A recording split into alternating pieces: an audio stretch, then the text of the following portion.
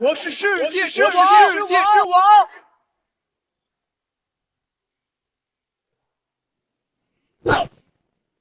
遭报应了。若有来世，我要做个好人。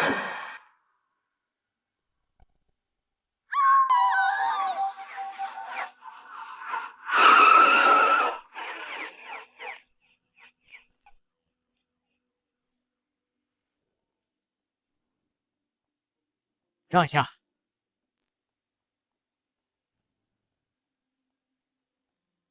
赵队，死者身份问清楚了，张霞，女，42岁，与前夫离婚多年，独居，现在有个女儿在上大学。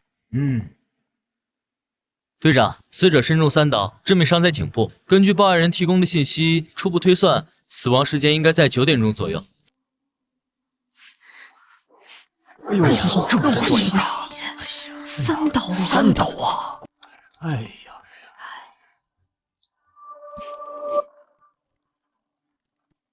小南，小南，小南，小南，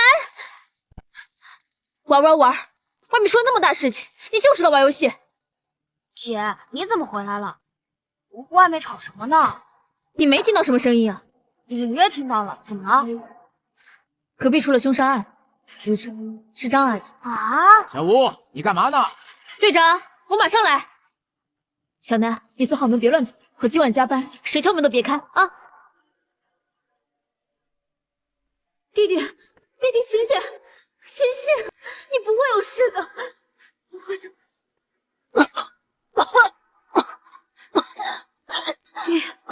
你醒了就好。我穿越了，姐姐，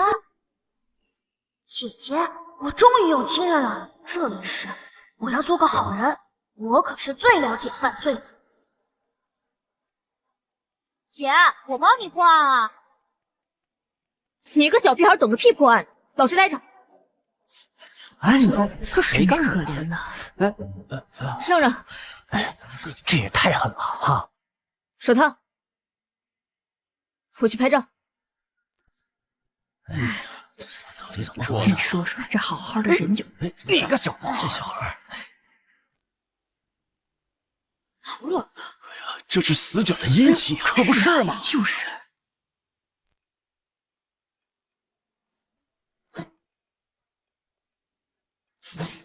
怎么这么香？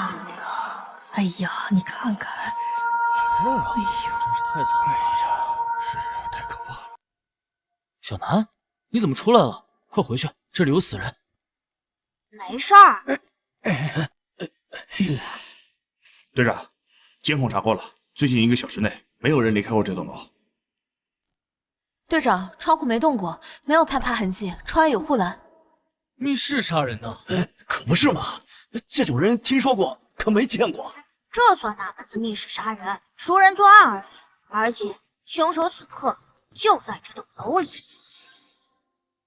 熟人作案，而且凶手此刻就在这栋楼里。可能是熟人作案，查一下张夏邻里关系。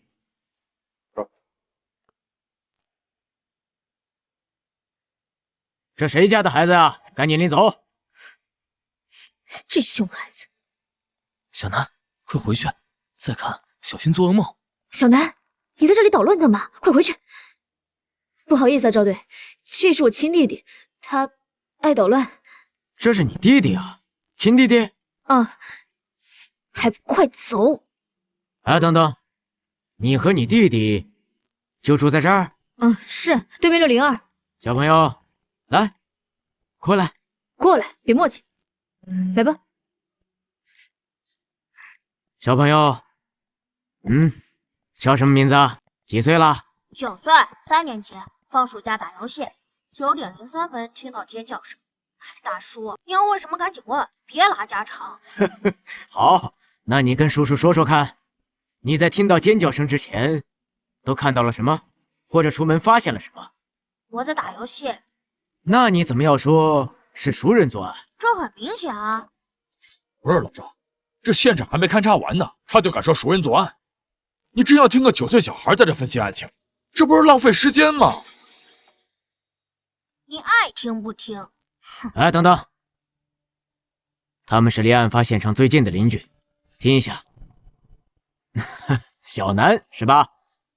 你继续说。首先，从案发到现在，没有人离开过这栋楼。1楼有监控，窗户有护栏，你们查过的。其次，从现场痕迹来看，张阿姨死前挣扎着，但她倒在沙发旁，距离门口有一段距离，尸体并无移动痕迹。此种情况很可能是张阿姨主动给凶手开门，将其迎进门，符合熟人作案特征。还有，尸体旁那把刀是凶器吧？刀我见过，就是张阿姨家的水果刀。也就是说，凶手并未提前准备凶器，并非蓄谋已久。再者，从现场痕迹来看，凶手不为财。综上所述，熟人作案可能性极大，而且是在冲动之下的激情犯罪。等等啊！这现场被翻得乱七八糟，财物丢失，痕迹很明显，具体数额还要等家属回来才能核实。凶手不为财，你小子别睁眼说瞎话呀！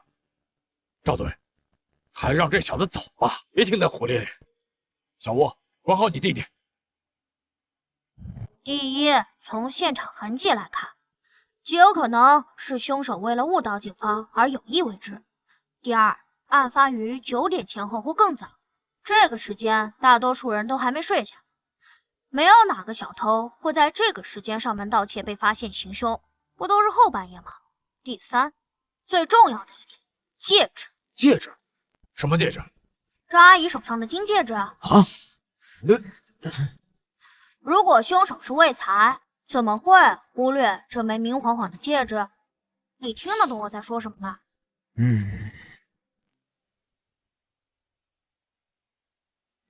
厉害啊，小子，你怎么懂这些？我爸是刑警，我妈是刑警，我姐是刑警，我就是刑警，家庭熏陶嘛。另外，我还看过800集的柯南。好小子，行，回去吧，这毕竟不是小孩子待的地方。哎，对了，叔叔，我得纠正你一个错误。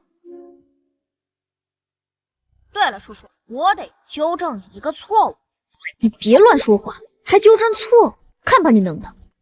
叔叔，你看到了吧？都看到了吧？他打我，虐待儿童，快把他抓起来，让他好好反省。要报警是吧？反了你了！看见了吧？哎，好。小南，你刚才说叔叔有个错误，什么错误？你说说看。不好意思啊，赵队，小南乱说话，我带他回去。哎，没事，我听着。叔叔刚刚说，案发前，也就是尖叫前，这是不准确的，因为可能尖叫声就不是张阿姨发出的。那你又为什么如此推断呢？因为我能听到。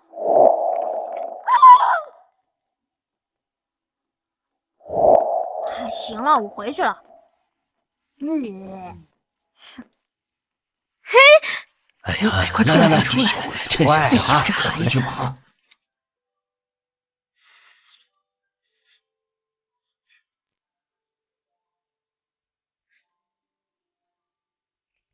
楠楠，你怎么又吃泡面？屋里都是味道，窗也不开透透气。姐，你回来了。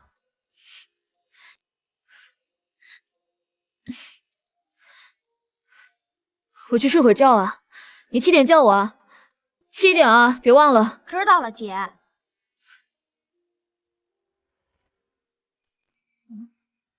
3天了，案子还没破。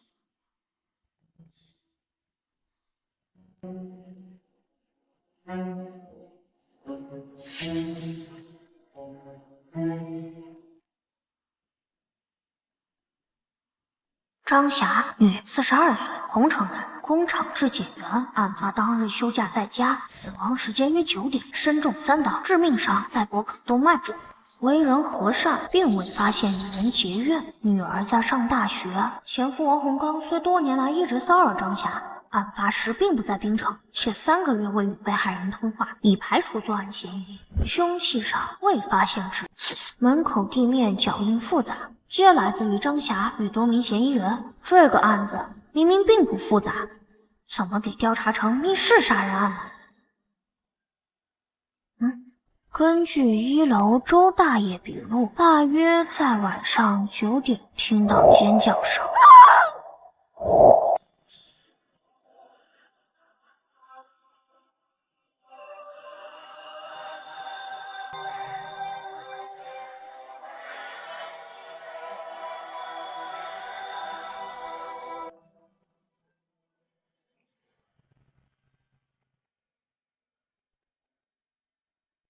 凶手应该就是他。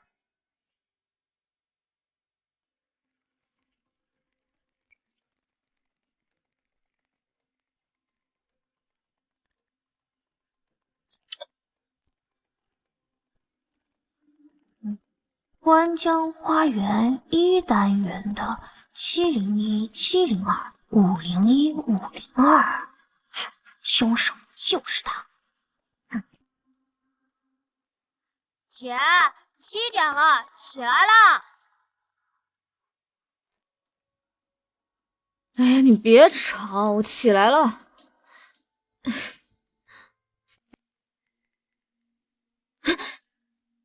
小南，你是不是乱动我东西了？对啊，我看了前几天张阿姨案子的档案，怎么了？你怎么能乱动我东西呢？你个熊孩子，都被你搞乱了。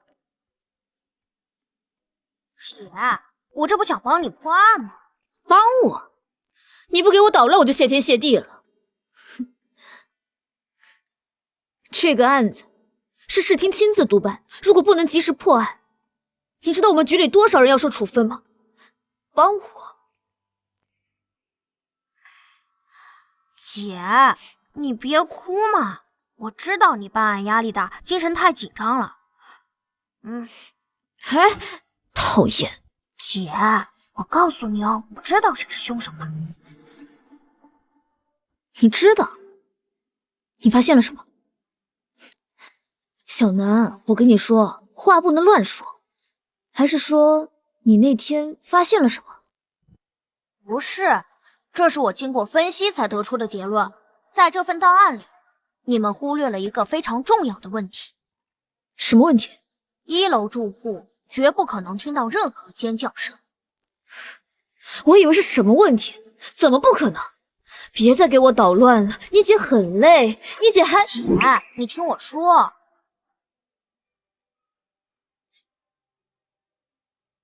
你看这份口供。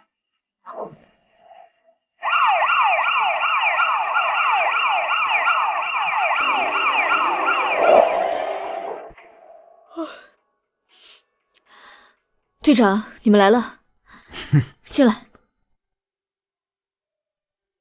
小吴，昨晚没睡觉吗？脸色这么差。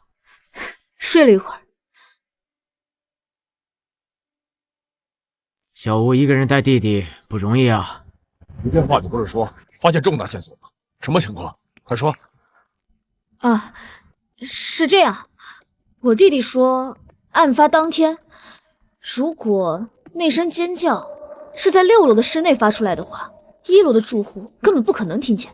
但是根据我们的口供，里面却说1楼的住户听得非常清楚。哎，等等，这件事情昨天开会的时候不是已经讨论过了吗？能否听到是在2口之间，因为女性的尖叫声能达到70分贝左右。小吴，你怎么回事啊？大家都这么忙，你弟随口说什么，这就叫重大线索？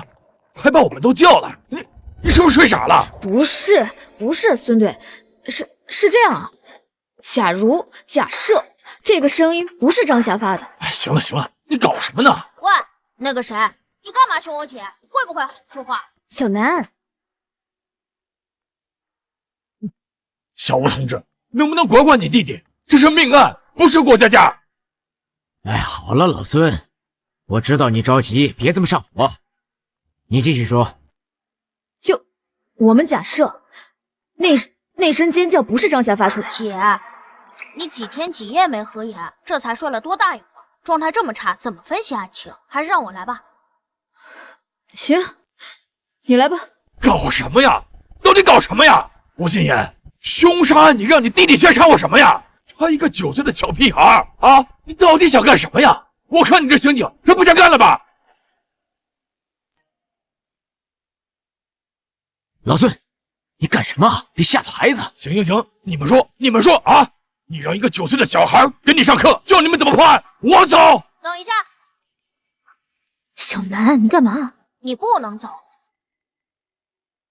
怎么个意思？案情分析你爱听不听，但你打碎我家花瓶赔钱。小南，你别闹。姐，你别管。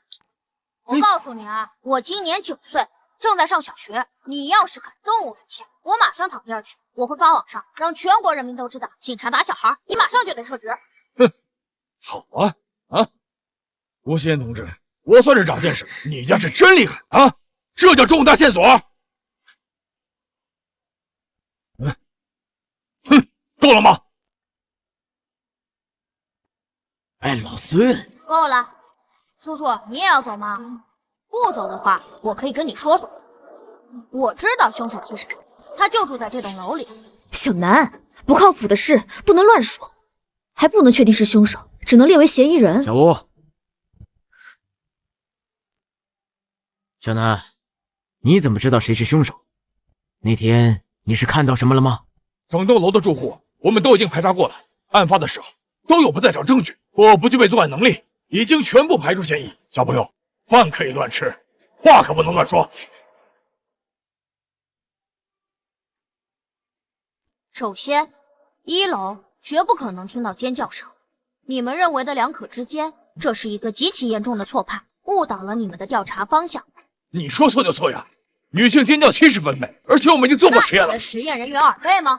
周大爷耳背，街坊邻居都知道。而你们做笔录的调查员显然忽略了这一点。当时都上来看热闹，我以为就是现场太吵了，他才没听清楚。周大爷耳背不算严重，这点确实容易被忽略。但我在案发当夜也提醒过你，我不该听到尖叫声。我在卧室打游戏，隔着3道门，戴着耳机。可我翻遍了所有档案，你们没人记录我这句话。我本不该听到尖叫声，但我听到了，周大爷也听到了。以上可证明，尖叫声绝非来自于6楼室内，而更可能是楼道内。但张霞死于客厅，尸体并无移动痕迹，所以尖叫来自于凶手的伪造。凶手是女性。如果仅推理到这一步，凶手可男可女，男性也可捏着嗓子或通过网络音频在楼道里发出女性尖叫。由此产生了一个新的疑问：凶手就在6楼制造尖叫声，楼上楼下肯定第一时间出来查看，他如何跑路呢？很显然，他没有跑，且可能是最先赶到现场的邻居之一。凶手只可能来自于5楼或7楼。如果凶手住在4楼或更下，尖叫后向下跑，很可能会被5楼刚出门的邻居看到或听到。但看所有笔录，没人发现类似情况。推理到这一步，我基本可以将凶手锁定701、702、501、502户中，7楼2户，702空置，701是李大妈老两口。考虑到老人体能以及现场经过布置，基本排除李大妈作案的可能。5楼2户，柴叔与王叔，王叔先出来。502柴叔一家3口，家庭和睦。501王叔一人独居，单身多年。绝大多数案件逃不开财情仇，而在本案中，张阿姨未与人结怨，而凶器又是张阿姨家的水果刀，所以凶手是因情临时起意冲动杀人的可能性最大。再看笔录，502柴叔笔录证明他在出门时已经看到王叔出门。李大妈笔录，他在下楼时已经看到王叔与柴叔一前一后跑到601门口，也就是说，第一个出现在楼道里的人是他，第一个赶到现场的是他，马上断定张阿姨出事的是他。踹开门使门锁遭到破坏，并向里面走几步留下脚印，也是他。所以我认为凶手就是他。楼下501的王叔王胜利。还有很多细节我没说，没必要都说。等我说完作案过程，你们马上抓人审就行。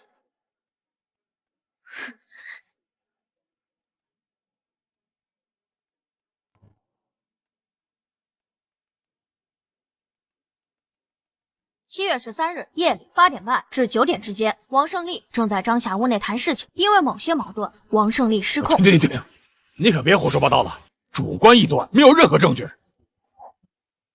这是严谨的推理，如果你有问题，允许提出来。好，那我问你，现场明明有盗窃痕迹，你为什么说没有丢失财物？张阿姨的女儿在案发隔天赶回来，笔录我看了，她这几年在外上学，极少回家，只能确认被害人卧室里过去的首饰没丢，2部旧手机没丢。至于被害人这几年是否置办其他值钱物件，以及是否丢失，他无法确定。你也知道无法确认。我原本认为戒指没丢是凶手伪造现场的疏忽，可我重新复盘案件后，发现并非如此。凶手在犯案后出奇的冷静，他做了很多他自认为很精巧的布置，是他调节了空调，以减缓血液凝固速度。凶手还擦掉了刀上的指纹、空调遥控器指纹、柜子前的脚印。他想要伪造成入室盗窃被主家发现，从而杀人的假象，但他显然不具备布置完美犯罪现场的能力。不知该如何处理赃物。1楼有监控，他带不出去，他怕警察搜全楼，因此他不是疏忽，他是故意的，什么都没拿走。这假象他认为也是合理的。入室盗窃还未发现值钱物件被发现，杀人慌忙逃走，所以结合被害人女儿的笔录，我认为他就是什么都没丢，因为他不敢拿。你可真会想象。还有什么问题吗？好，那我再问你，如果真按你所说，一个普通人冲动杀人，他怎么能如此冷静？怎么可能想到如何布置现场，甚至误导警方？谁跟你说王胜利是普通人？你什么意思？要不咱打个赌吧？赌什么？王胜利是凶手？你真当这是过家家？王胜利一定是凶手，没什么好赌的。哼，那你扯什么？我认为王胜利过去杀过人，身上还背着命案，你信吗？什么？什么？他过去杀过人？小南，不能乱说话。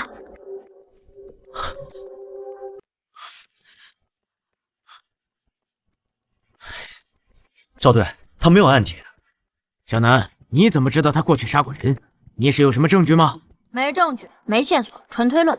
哎，我真他妈受够了啊！你小子越说越玄乎是吧？胡说八道个没完！小南，有些话真的不能乱说。什么叫乱说？帮你破个案中案不好？吴心言，你有时间带你弟弟去医院看看吧，看看脑子有没有进水，早点治疗啊！别废话，你赌不赌啊？赌？你说赌什么？看你破案心切，我也不为难你。输了，给我姐道歉，以后不许凶我姐。行，如果王胜利没有杀人，我看你姐就不要干，脱了这身警服。哎，老孙，你跟孩子赌什么气呀？我哪里跟他赌气了？打赌明明是他提的。那行，我再加一条。行，随便你加。我要是输了，给你磕一个都行。哎，好了，真当过家家呢？有点纪律性没有？我们从这分析案情呢。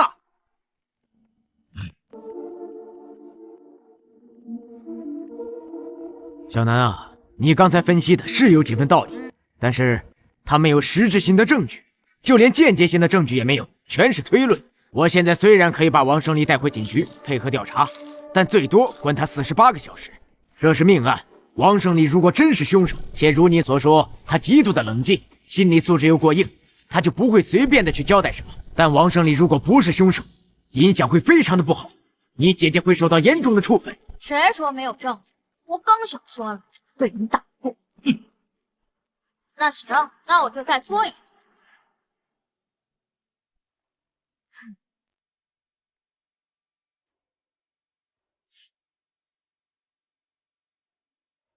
7月13日夜里8点半至9点之间，王胜利正在张霞屋内谈事，因为某些矛盾，王胜利失控，便拿着水果刀对着张霞身体连刺数刀。王胜利擦掉了刀子上的指纹，伪造现场，便回家洗澡换衣，接着返回6楼楼道，制造出尖叫声，再迅速跑回5楼门口。这时柴叔开门查看，恰好看到王胜利已经出来。其实他是从楼上跟下来的，整栋楼都被惊动了。众人来到601门口，敲门、砸门，折腾了一番。这时挡着门的王胜利才第一个踹开门，看到了死者。以上是凶手作案的大致过程。间接证据：根据被害人伤口出血量，凶手身上必得蹦溅上血，他需要回家洗澡换衣，且对衣服反复冲洗。案发这3天，他一定反复冲洗过浴室，可以查一下他家的水量情况。证据2，可对凶手家浴室进行卢米诺测试。卢米诺测试高度灵敏的化学发光检测方法，法医学领域检测，肉眼难以观察到的极微量血迹。哪怕凶手反复清洗过浴室，血液被稀释到100万分之一，卢米诺测试依旧会有效。证据3，王胜利40多岁，重度烟瘾，嗓音沙哑的他，哪怕捏着嗓子，恐怕也很难模仿出女性尖叫。所以，我认为他是靠电子设备模仿出尖叫。抓人时带我去现场搜查，我能帮你们找到直接关键证据。不对，假设王胜利真的杀过人，而且洗了澡，按被害人的出血量，如果角度……案发当天，围观邻居中，王胜利是唯一一个刚刚洗过澡的人。虽然他吹干了头发，换了身衣服，伪装的很好，但他身上依旧有浓郁的沐浴露香味。我证明，我既我可以断定，王胜利身上不仅溅上了血，还很多。如果只是少量血溅到衣服上，换衣服就够了，不需要洗澡。还有问题吗？用水量够了，等我打电话。喂，老雷啊，我老赵，哎，找你帮个忙，帮我查一下713案，案发单元最近的啊，对，1个星期就可以，用水量的情况。好嘞，我等你回电。哎，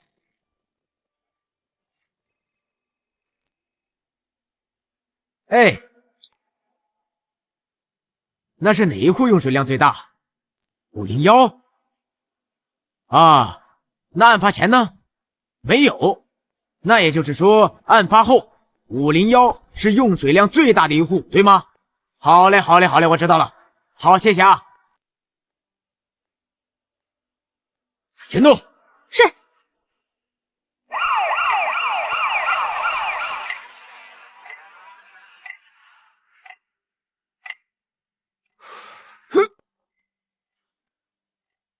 谁呀？王叔，是我。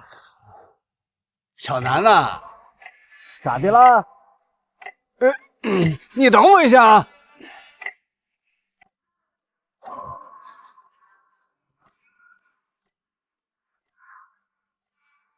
这大晚上的，小南，你有什么事儿吗？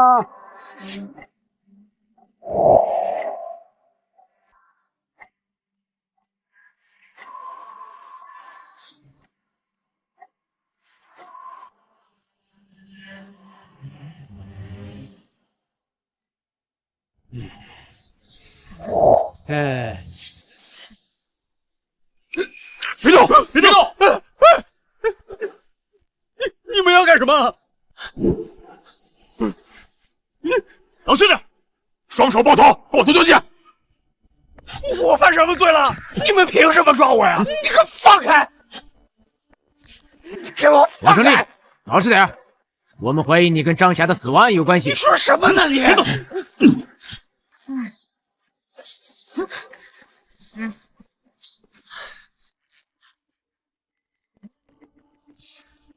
你等等！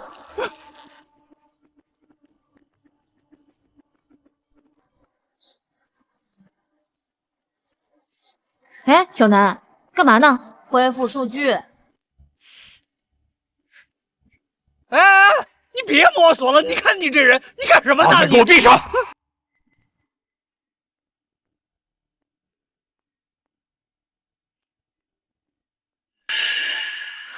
队长，你快来看！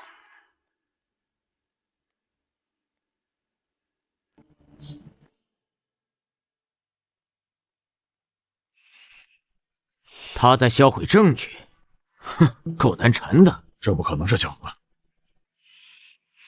洗手间怎么回事？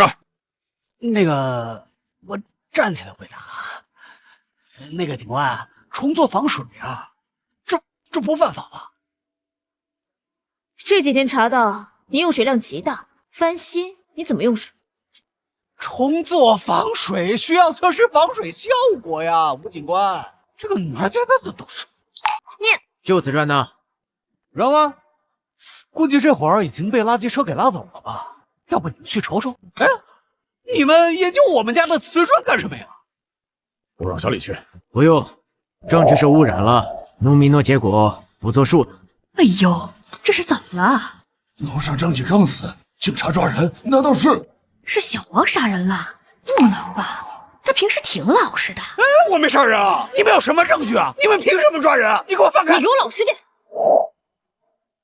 那个吴警官，咱们怎么说也算得上是楼上楼下的邻居，你怎么能……哦，我想起来了，你觉得我之前得罪过你，所以你对我打击报复是不是？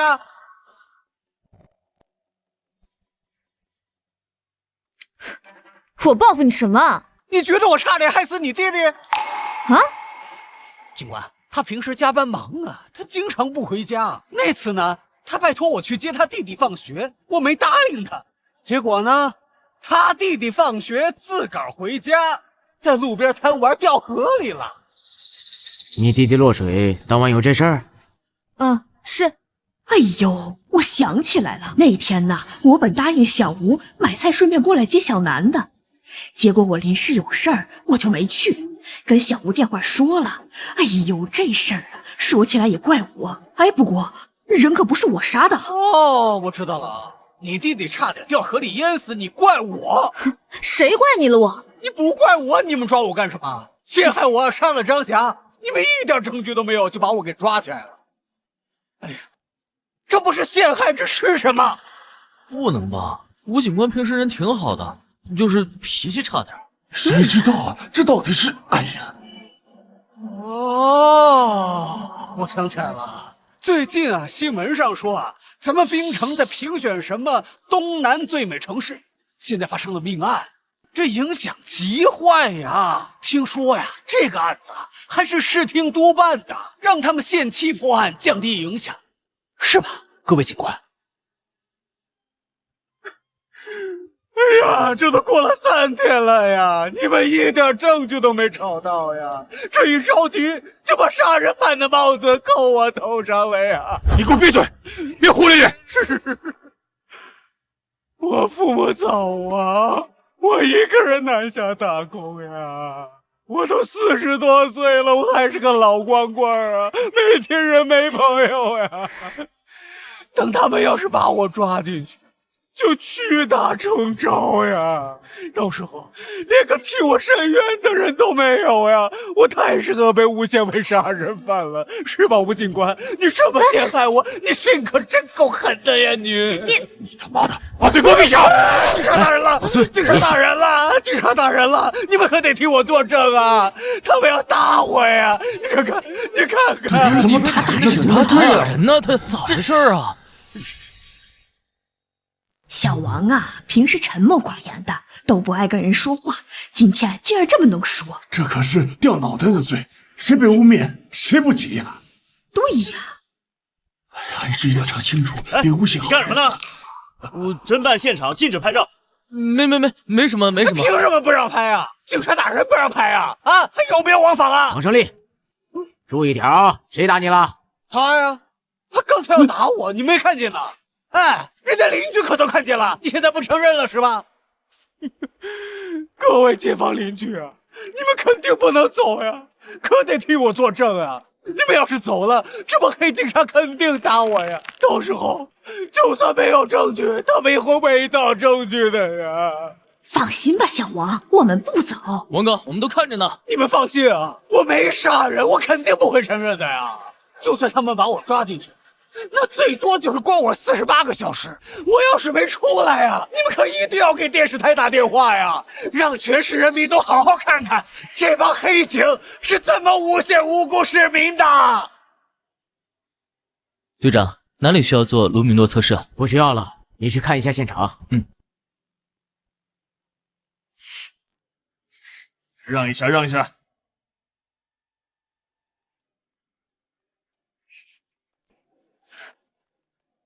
老钱，你怎么来了？听说放钱人了，过来看看。我冤枉啊！他们没有证据，随便抓人啊！他们赵队，没证据，正在收集证据。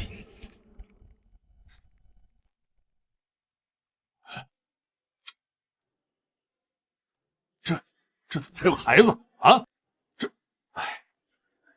老钱，行，有事说事。老钱，这是你一组的案子，赵队亲自盯着的，这里没你们2组的事。你从哪来啊？回哪去吧，别在这抢了。啊！五天乱，就你手下那几个歪瓜裂枣，还有个走后门进组队的，连现场管理都做不好，能办好什么案子？不是，你什么意思？没意思，我早就说过，这个案子就应该让我们2组来办。青天大老爷，你可来了呀！你可得为我做主呀！我是被冤枉的，他们没证据啊！他们，你看看啊！随便扣人，连证据都没有，这传出去会造成什么影响啊？哎，行了行了，老钱，这没你的事儿，回吧啊。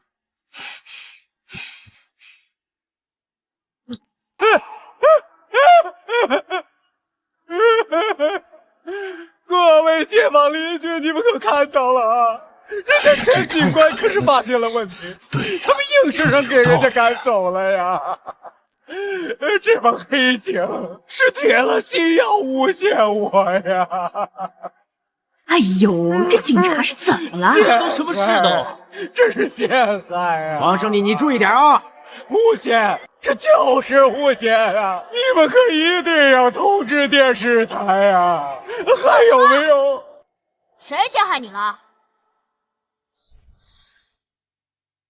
你还有你姐！不见棺材不掉泪，这是你手机吧？是我手机，那又咋了？现在这个社会谁还没个手机啊？你承认是你手机就行。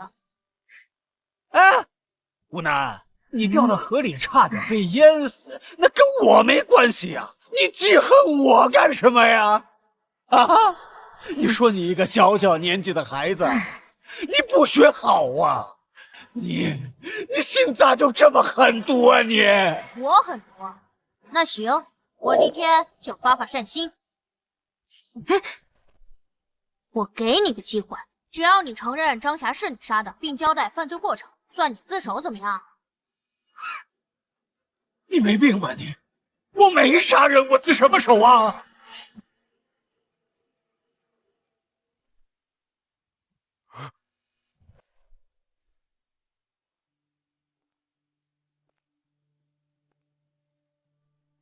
你露怯了。什么？是他你啊！你果然杀过人。你胡说什么？你东躲西藏这么多年，想必熟读法律。其实你是知道的，你是临时起意、冲动杀人、激情犯罪，配合自首情节，是判不了死刑的。死缓减无期，实际服刑时间不得少于原判刑期的1/2。也就是说，如果你自首，老老实实服刑，再有个什么重大立功表现，减刑，最快15年就能出来。其实你很清楚，警方已经盯上你了，你逃不掉的。就算你48小时死不交代，你与张霞的过往也一定会被查出来。警方只是需要更多时间，而你还心存侥幸死不承认，因为你在害怕，怕你过去的事被翻出来。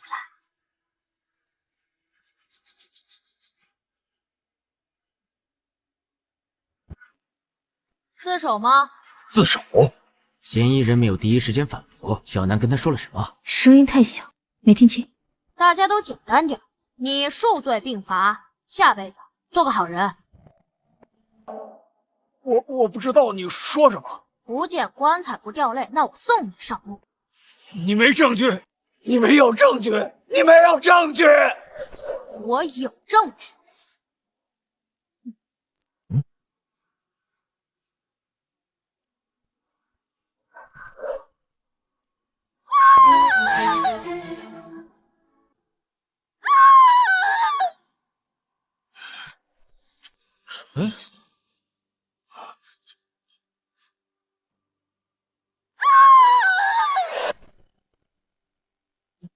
这是张霞的声音，听起来有点怪，但这就是那天晚上的尖叫声。对，就是这个声音。不是，不可能！我明明已经删了呀，我已经删除了。哦，你删掉了？你承认这是你制造的声音了？那晚上的声音是王哥搞出来的。哎呀，他搞这干什么呀？他怎么这样？我们都认为他是死的。没想到真是他呀，真是作孽呀！我已经删了，我明明已经删了呀。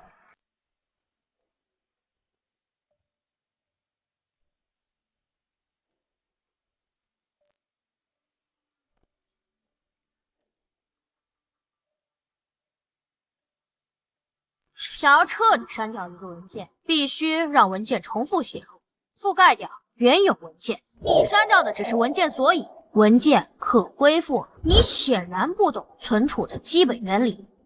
另外，你与张霞的聊天信息我也恢复出来了，是通过一个名叫爱友的交友软件。你与张霞楼上楼下邻居很多年，本来并无过多交集，直至3个月前，你与张霞通过爱友闲聊几句，越发熟络。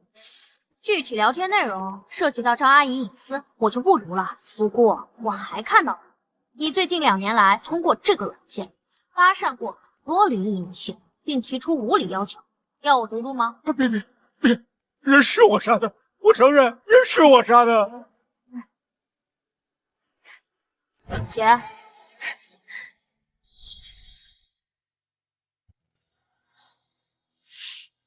我杀他只是一时冲动啊，我俩好了快3个月了，我最近发现他不对劲，对我越来越冷淡了。我怀疑他外面有男人了，我那天给他发消息他也没回，我就去找他了。谁啊？我。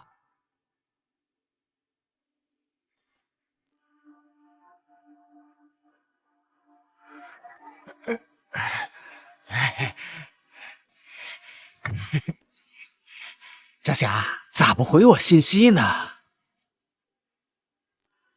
卧室充电呢，没听到。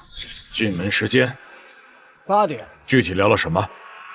就闲聊些家常话呗。我还问他白天休息他干嘛去了，他也没说。王胜利以前真杀过人？杀过。为什么要杀他？警官，我不是跟你说了吗？他外面有男人，对不起我呀！哼，老实回答问题。我就是，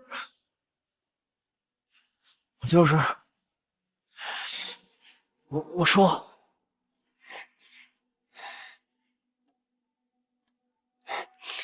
哎，张霞，你看时候都不早了，要不今天晚上我就住这儿吧？什么早啊晚的，你就住楼下，回去吧。多大年龄了，还这么精明？出去，给我马上走！张霞，你是不是外面有男人了？滚！给我滚！再不走，我报警了！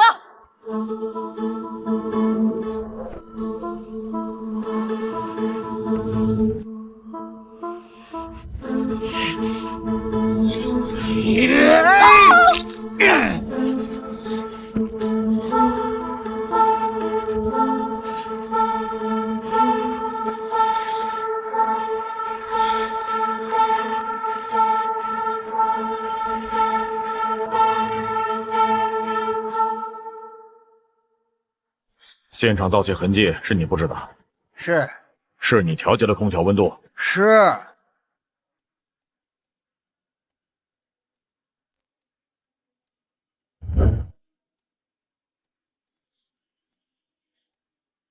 既然你承认就好，让他还押。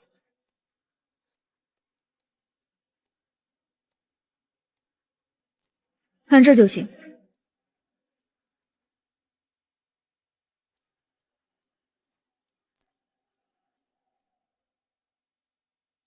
结束了，都结束了。还没结束，王胜利，你还有什么要交代的？比如，你以前犯过什么案？或者说，你以前杀过人吗？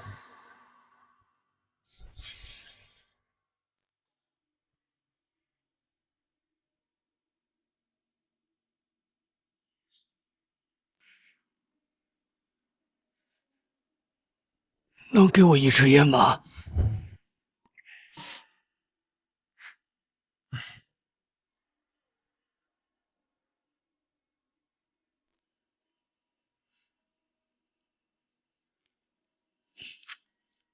试试。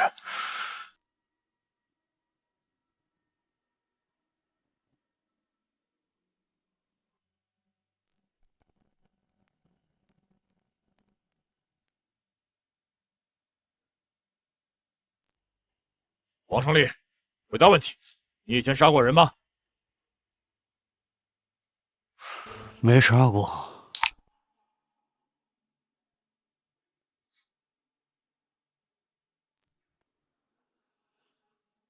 张霞是我杀的，我都已经承认了呀。至于其他的，没什么好交代的。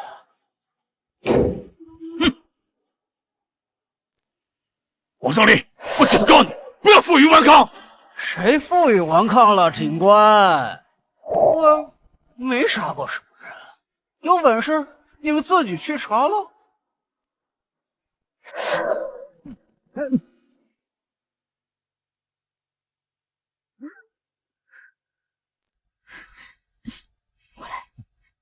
王胜利，你犯的罪足以判处死刑，你现在在耍无赖，没有任何意义。吴警官，我知道，我都够判死刑了，我还怕什么呀？你们不是着急着破案吗？现在案子破了，你赶紧把我抓去判个枪毙呀！你们还折腾什么呀？啊？不会吧？你们警察还真觉得自己是正义的化身呢？怀疑我以前杀过人，就一定要查清楚啊？是吗？是吧？哎，太好了！据我的了解啊，如果我身上还有案子没查清楚，你们就得一直关着我，判不了我，我的命还长着呢。小南，你说王胜利以前杀过人，有几分把握？10分，我去审判。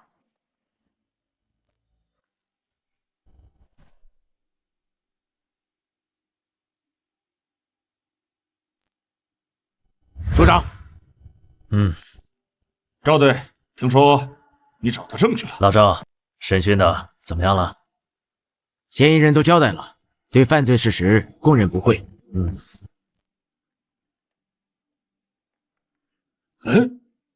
赵队，怎么又是这个孩子？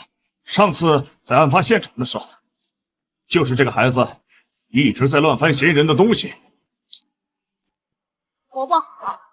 老赵，这是吴心言的亲弟弟吴楠，他们家的情况您是都知道的。哦，我知道了，父母因公殉职后，就剩他们姐弟俩了。对，哎，是啊，是够难的。小吴平时也忙，以后这孩子要来署里就来，没地方写作业，带到会客室。纪律就是纪律，这里是办案区，不是孩子该来的地方。署长，其实这个案子能够告破，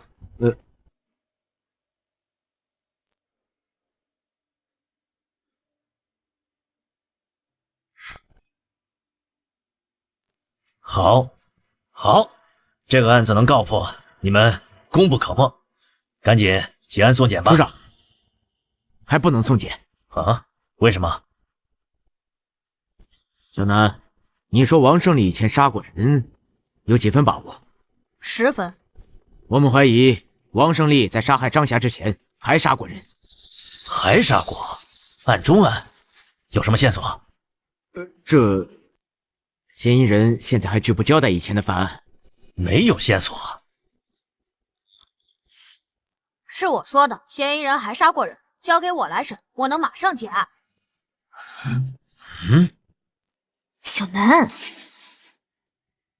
你这不是胡闹吗？一个小屁孩说他杀过人，你们就信了？老赵，你也是老刑警了，你近期马上就要提一提了，绝不能犯错误。署长，这些我都明白。其实713案能够顺利的搞破，还多亏了吴楠，他是个神童。神童？所以没有线索，没有证据，他说你就信？原本我们对吴楠的话有所怀疑，但在本案的侦查过程中，我们发现犯罪嫌疑人有极高的反侦查意识以及过人的心理素质，他不像是初犯。哎，等等，老孙，你的意思是还真要查？什么线索都没有，怎么查？就这么一直耗着吗？就这么一直关着嫌疑人吗？上边要求我们限期破案，既然这个案子已经破了，署长，713案可以上报，但是犯罪嫌疑人以前的犯案，我还是觉得……怎么？你想查？那你报告打算怎么写？就写一个9岁的孩子怀疑他杀过人，你们信了？哎！有没有人呐？还有没有人呐？你们到底审不审呐？还有没有点人权呐？啊！保持安静！你们到底审不审呐？我都困了。你不审的话，把我送回去睡觉吧。哎，怎么来这么多人呢？哦，你们刚才在外边，不会是在商量怎么对我刑讯逼供吧？来，老子都被判死刑了，老子怕你们呢？啊！来，尽管招呼。老张，我再给你5天时间，查明嫌疑人过去还杀了谁。署长，这可能是嫌疑人为了故意拖延时间，故意这么说的。天，老子给你5年，你他妈也查不出来。5分钟，我来审，给我5分钟，我让他交代。你个小屁孩，你懂什么？吴心言，管好你弟弟。署长，他们怎么能让一个9岁的孩子办案呢？这简直是胡闹啊！小吴，你爹看过案件卷宗，这是违反纪律的。署长，我给我5分钟，破不了案，伯伯可以处分我姐。什么？署长，给我弟弟5分钟时间，破不了案，我愿意接受任何惩罚。署长，他们怎么能让一个9岁的孩子办案呢？这简直是胡闹啊！行了，署长，您不能对他们这么放任。这个5分钟还是耽误得起的。你既然说他是神童，而你又立下军令状，那我就给你这5分钟。好，就5分钟。小南呐，你呀也是我从小看着长大的呀。说实话，这街坊邻居的可没谁夸你聪明啊，你挺笨的。这之前呢，也不知道是谁教你的那些东西。看现在这个情况，没谁教你了吧？就你审我呀，孩子，现在时间不早了，你也没事了，还是赶紧回家打游戏去吧。啊，11年前到13年前，北方安宁省入室杀人，被害人为女性，悬案未侦破，现场并未留下指纹、DNA 等痕迹。像这种当年未侦破的大案，怕是符合以上条件的案件没几个，甚至可能只有1起。我知道，直接告诉你，你肯定不服。我让你死个明白。哎呀，小孩子呀，人不大，口气挺大的呀。你在杀害张霞后，你伪造现场，回家清洗，并利用他的尖叫声让警方误判了张霞的被害时间。你利用这个时间假装上网，留下电脑浏览器记录，给自己制造了不在场证明。我说的对，这我都已经招过了，还用得着你分析啊？我是想说，你杀人后的冷静，有极强的心理素质与反侦查力。你不是一个普通人，这只有2种可能：第一，你是个疯子，内心很扭曲的变态，熟读法律，钻研犯罪；第二，你杀过人。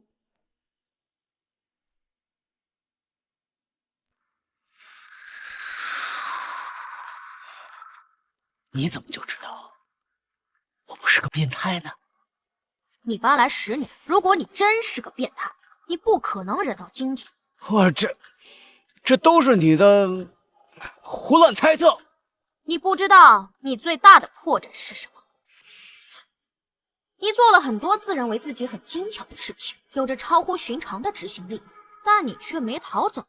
站在你的角度，我得到了2种答案：第一，直接逃走太明显，住得那么近，谁在张霞死后谁失踪了，谁就是凶手；第二，你不想破坏自己如今安定的生活，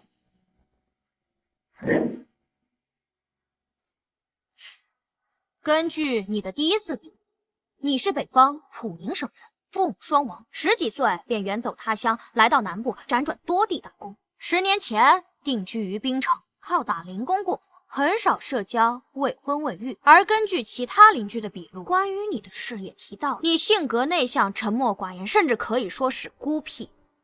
如此能说会道，你真的是孤僻吗？逃了10多年，伪装的很辛苦吧？你自述没有任何亲人朋友，也就没有人证明你的过去。本市定居10年来，你拒绝社交，跟谁都不熟。反侦查意识不是与生俱来的，你必然看过大量相关书籍。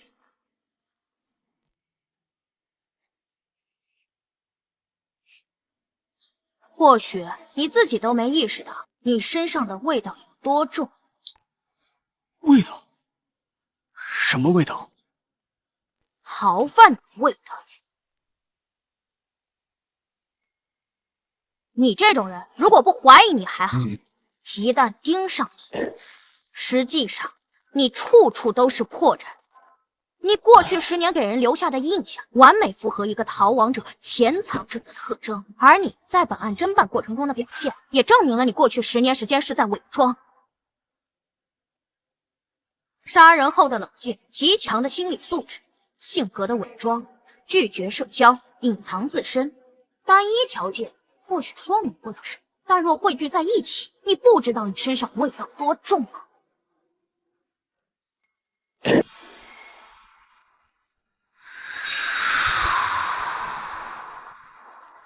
？10年来，你每日惶惶不安，每一次警笛声响起，都让你恐惧。你活在焦虑里，烟瘾很重，你不敢与任何人深交，你害怕别人了解你，甚至你现在这个王胜利的身份都可能是冒用的，而你却住在刑警家楼下。你想要灯下黑，哼，你想要掌握本地警方的第一手动向。你杀过人，对吧？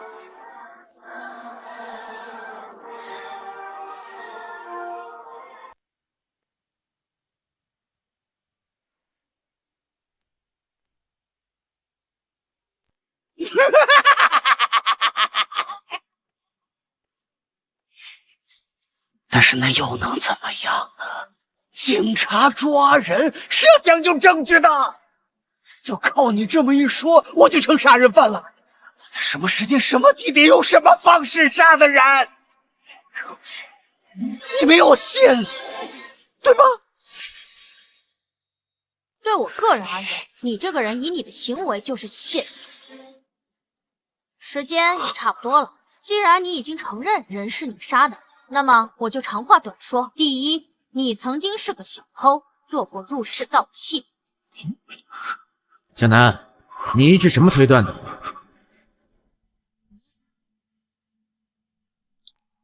报告需要写清楚。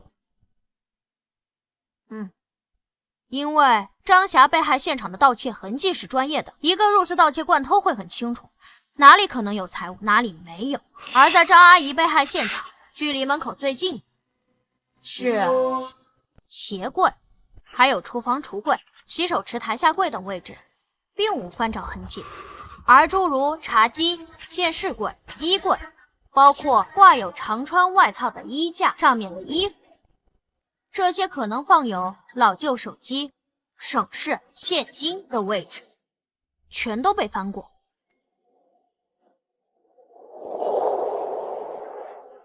你伪造盗窃现场，但你出于过往的入室盗窃经验，或者说是出于行为本能，留下的盗窃痕迹极为专业。这证明你过去是个惯偷摄尸。第二，王胜利自称他来自于北部3省之一的普宁省，10几岁便远走他乡，距今30年。你说谎了。如果王胜利真少年时就来南部，他的口音应该早就变了，可他没变。他虽然极力克制着自己，但偶尔还是会暴露。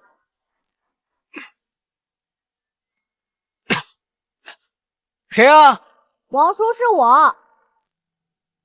小南呐，咋的了？北部3省以安宁省口音最重，也最容易识别。如果我没听错的话，你应该是安宁。第3，既然王胜利乡音难改，那么我认为，在他成年后的很多年，他都待在家里，因此他正是在第1次杀人后才逃离的家乡。第4，王胜利身高167，身材瘦小，他杀害的若是一个成年男性，且自身没有暴力，那么难度更高，因此我倾向于他杀害的是一名女性。第5，人是有行为惯性的，王胜利在杀害张霞后，身旁就是张霞的尸体，他却能够从容地清理痕迹，伪造现场，甚至他还能想到把现场伪造成入室盗窃这一点。我认为王胜利在冲动杀人后能有如此高的执行力，与他过去经历过相似场景有关。别说了，别说了。第6，一个人在杀人后，往往都会东躲西藏一段时间，关注一下案情进程，然后找个地方安定下来。王胜利是10年前来滨城，这是他最后躲藏地。这10年也说明了王胜利不是一个爱换地方居住的人，不然应该死定了。我认为他上次作案时间应该是在11年前到13年前之间。综上所述，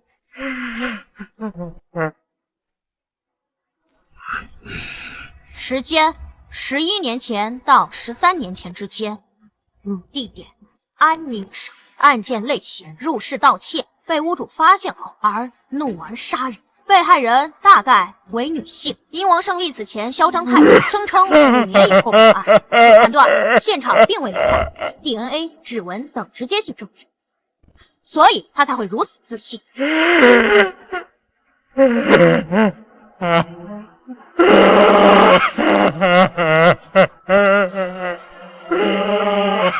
姐，符合以上所有特征的案件找到了吗？目前有2个，如果排除 DNA 和指纹这些直接性线索的话，剩下1个。12年前，安宁省会凤阳市616灭门惨案，死者是一名成年女性与2名婴儿。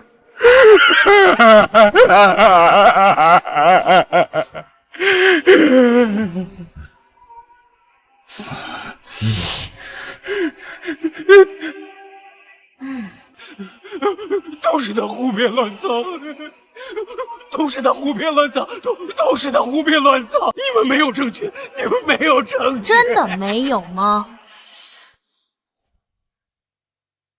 没有！王胜利，你要干什么？给我走！走！你们走！走！老实点！不是我，我跟那个案子没有任何关系，没有任何关系。如果没有证据，那你在害怕什么？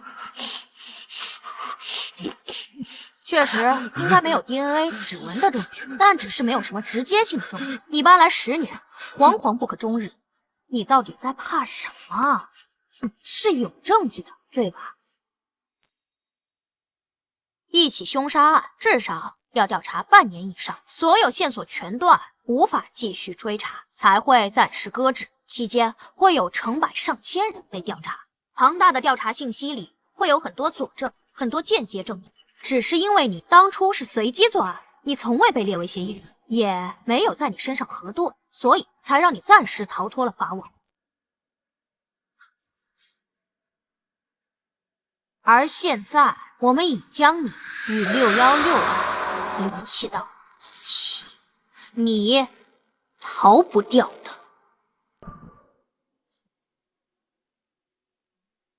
署长，我提议联系凤阳警方，把616案的全部档案调出来，并请凤阳警方派遣当年参与过此案调查的老刑警来本市协助办理此案。我同意，报告可以回来再补。你现在马上联系凤阳警方。是。赵叔，等一下，算上那边整理资料的时间，最晚后天到，满打满算3天时间。无论你交代与否，616案必破，你何必死着？大家都很累，不如简单点。我现在只需要你回答我，616案是你做的吧？616案是你做的吧？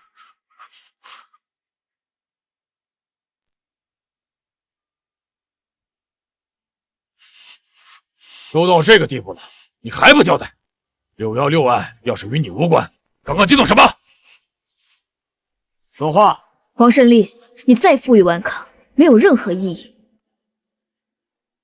你是不服我吗？因为我才9岁就抓到你，实际上这次没有我，你也会被警方抓到。你杀张霞可不是随机作案，就算没有我，警方只需要多几天时间，也会查到你与张霞的关系。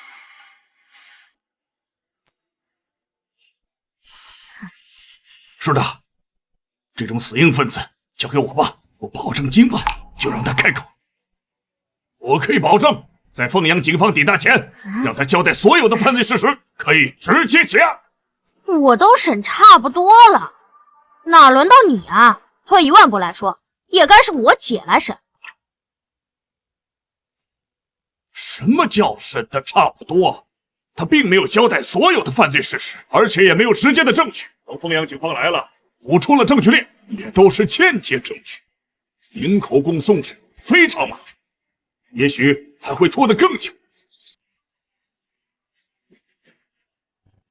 署长，对付这种死硬分子，必须要攻破他们的心理防线。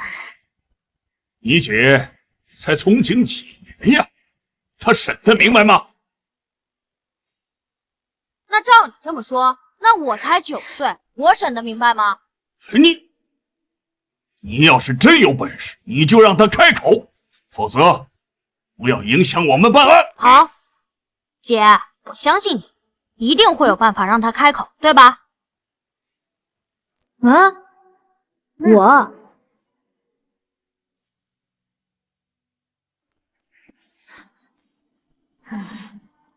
我才9岁，警署里的功劳也不可能给我，报纸上都不能写我是吧？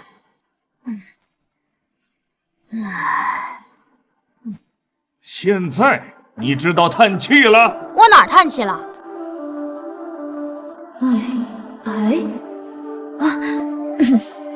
那个王胜利，我可以告诉你，是交易。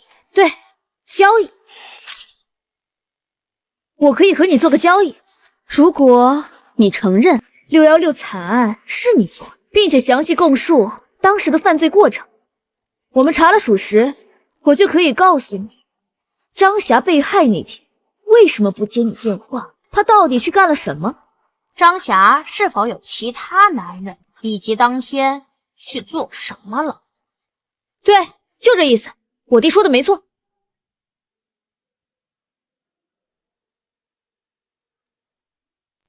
其实这也不仅仅是交易，而是我非常想让你知道，干脆点儿，你承认作案，我告诉你答案，你交代犯罪过程，我可以给你看张霞的体检报告。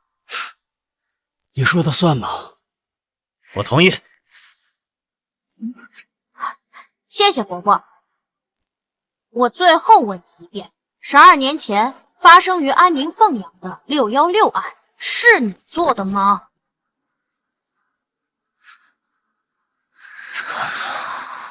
这个案子616案是你做的吧？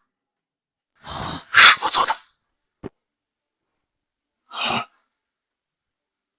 这案子是我做的，人全都是我杀的。我出去一下。你快告诉我啊！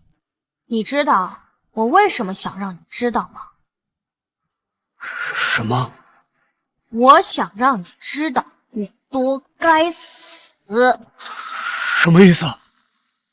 在张霞被害的6天前，她突发身体不适，并去了医院，在医生的建议下做了穿刺活检。案发当天，张霞再次前往医院复诊，并拿了活检报告，她得了肝癌。张霞并没有你所认为的其他男人。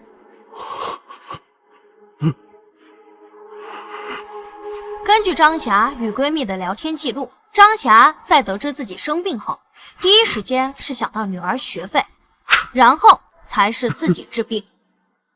她知道你这10年生活低调，有一些积蓄，但她却从未想过让你出钱。她确实是想跟你分手，但她是不想拖累你，而你却杀了她。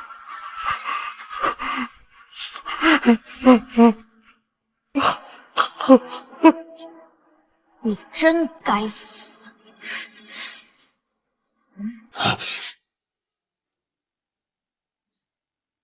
这是张霞的体检报告，如果你还有兴趣的话，可以给你看。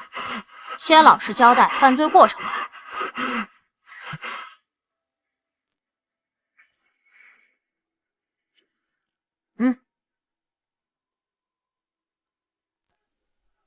你等等！吴局长，你让他们进来枪毙我吧！人都是我杀的，你让他们枪毙我吧！我他妈该死！我他妈该死！我该死！你老实交代案情，你交代的作案过程必须要跟案件细节对得上，这才是你要做的。法律自然会惩罚你，真是神经病。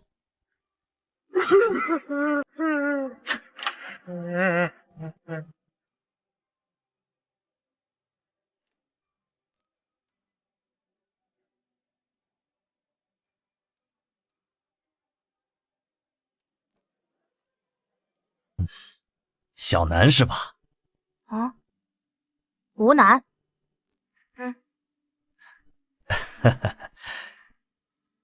楚阔海，楚伯伯好。哎，好，真是神童啊！哪里有什么神童，还不是我姐教的好，离不开我姐对我的耳濡目染。我明白，明白。也是啊，你才9岁，不管是面对上边，还是面对大众，你都不适合出现在凶杀案的报告里边。既然你代表你姐侦破此案，那这2个案子的首功自然是她的。放心，楚伯伯，那有奖金吗？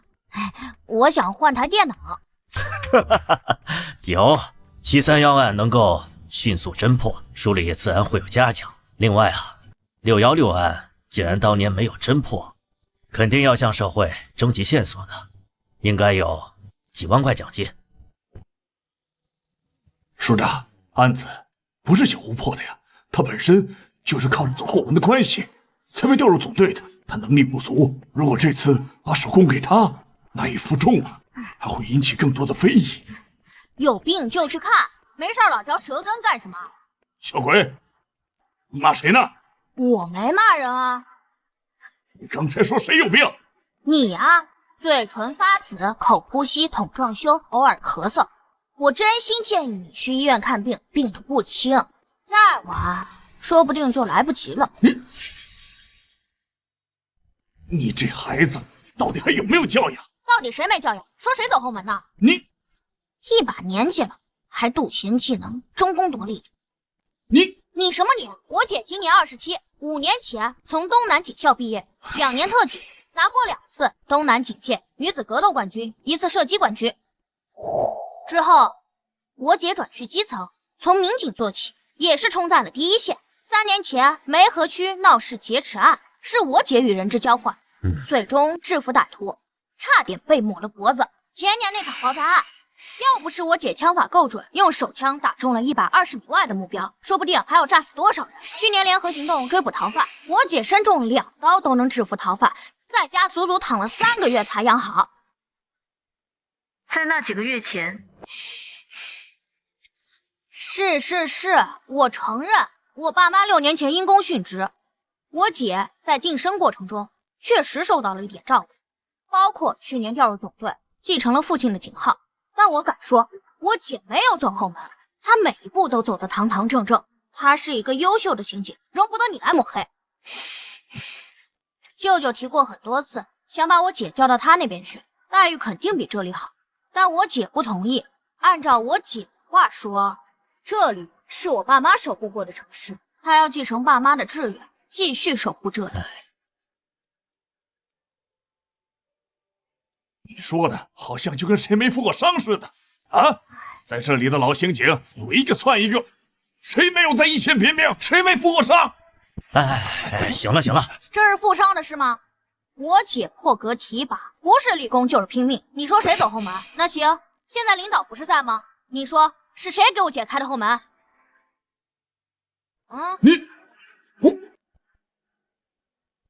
我也是听书里都这么说的。行了，你跟个孩子呛什么？嘉奖的事儿就这么定了。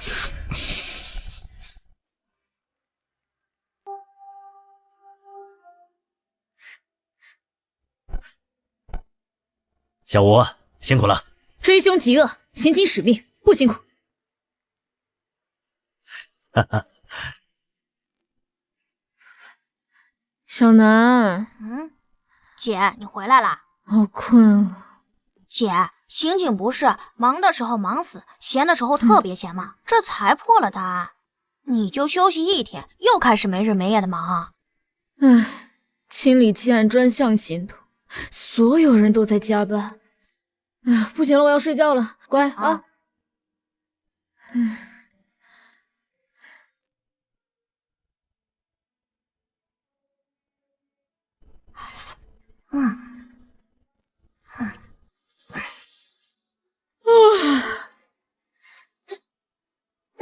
姐，你醒了？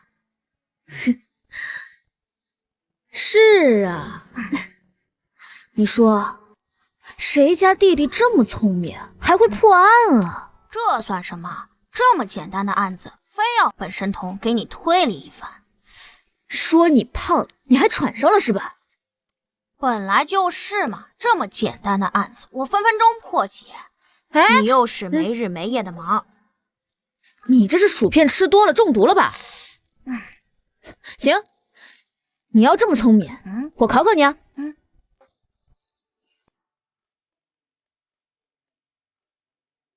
来，分分钟把这个案子给我破，给我看看。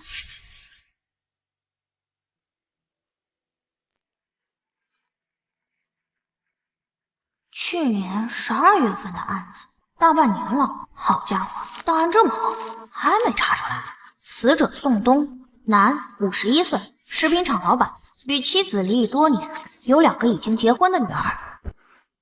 去年12月13日晚10点左右，工厂保安周路在巡视时，门怎么没关啊？发现老板宋东死于总经理办公室，而后报警，警察随后赶到现场。经法医现场勘查，宋东是坐在椅子上，被人从后面用塑料绳勒住脖颈，窒息而死。死亡时间约是晚上9点10分左右，窗户没有撬锁痕迹，也并未上锁。初步推断，凶手翻窗潜入办公室行凶。警方在现场发现了10多人的脚，43码登山鞋印，被认为来自凶手。经调查，当天宋东是下午4点回到工厂，6点在食堂吃的晚饭，约6点半回到了办公室，之后再也没出来，直至被保安发现尸体。保安发现前，最后进入了案发现场，是采购部负责人康婷婷，向宋东汇报过期面粉退货情况。来，案发后半个月，我们根据上百份口供，最终确定这3个嫌疑人。前员工李泰，个人原因离职后被扣了1个月的工资，曾多次来工厂讨说法。案发前3天，李泰讨薪时被打。面粉厂老板冯群因过期面粉退货时与宋东发生纠纷。财务傅娇娇原本是普通员工，因成为宋东姘头，一跃成为工厂财务主管。案发前曾多次挪用公司公款，并因此与宋东发生争执，被宋东殴打。此时工厂人尽皆知。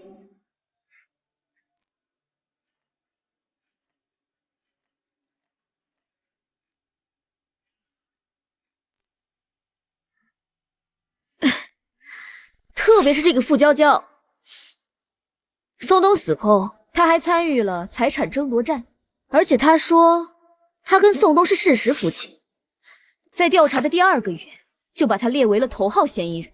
虽然他有不在场证明，而且以他的体力不可能杀人，但也不排除有雇凶杀人的可能。可是我们警方在随后的调查里没有任何结果。姐，你们所列的这3个嫌疑人，可能调查的方向全错了。你有什么发现？还没有。没有？你说个屁呀！也不是说没有。唉，案子已经过去大半年了，很多线索都已经被破坏，或者是被凶手隐匿。不过，仅从你带回来的这份档案来看，我有10几个怀疑对象。10几个？对，站在凶手的角度，考虑到人性，因为利益，因为感情，因为仇恨，熟人作案，预谋杀害。宋东的人际关系太复杂，有很多人被值得怀疑。果然啊。什么？我就不应该给你看卷宗。为什么？小南，你现在虽然是我们警署的名人，大家都说你很聪明，善于推理，可是你毕竟才9岁，没有系统性的学过刑侦。事实上，你能想到的，我们全都调查过，几十个怀疑对象，我们才筛出了这3个嫌疑人。上百号人的专案组，足足查了3、4个月。而且时代不同了，正如你所说，713案，如果再给我们多一点时间，我们肯定能调查清楚王胜利跟张霞的关系。12年前的616灭门惨案，虽然是随机作案，但是入室在现在这个时代，以现在的公共监控密度，还有侦破技术，凶手不可能逃得掉。唉，姐，你为了打击你弟弟，还真是煞费苦心啊。小南，我真的没有打击你，你真的很聪明。我也希望你考上警校，成为一名刑警。毕竟，咱妈的警号还等着你继承呢。好啦，档案你也看到了，你也没有列出个直接嫌疑人，证明你这一套刑侦推理是破不了案的。而且你才9岁，我也不可能带着你东奔西跑走访调查吧。而且这个案子没有新的线索，根本不可能重启调查。要不是因为这次清案行动，我觉得我们应该试试。姐，你带我去警署吧。你要干嘛？你这里档案不全，最重要的工厂监控只有一些截图照片。只要你给我利用你们警队的资源，我说不定，不，我保证3天我给你找到凶手。3天？你刚刚跟我说分分钟，我们上百号人的专案组查了那么久都没查出来，你3天就想破案，牛皮吹上天了吧？哎呀，分分钟只是形容词，只要你给我更全面的案件信息，3天破案，绰绰有余。姐，我知道这违反纪律，要不你跟赵叔说说，通融通融。要不你先把监控硬盘拿回来，先让我看看。小南，你说偶尔去警署，帮我们参与调查办案，没有人说什么。可是如果是去参与案件的长期侦办，对谁都说不过去。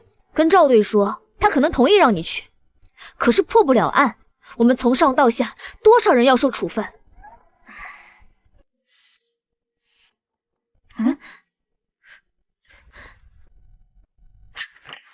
哎，孙队，你过来了。小南在家吧？我来看看我们的小英雄。哦，在，进来吧。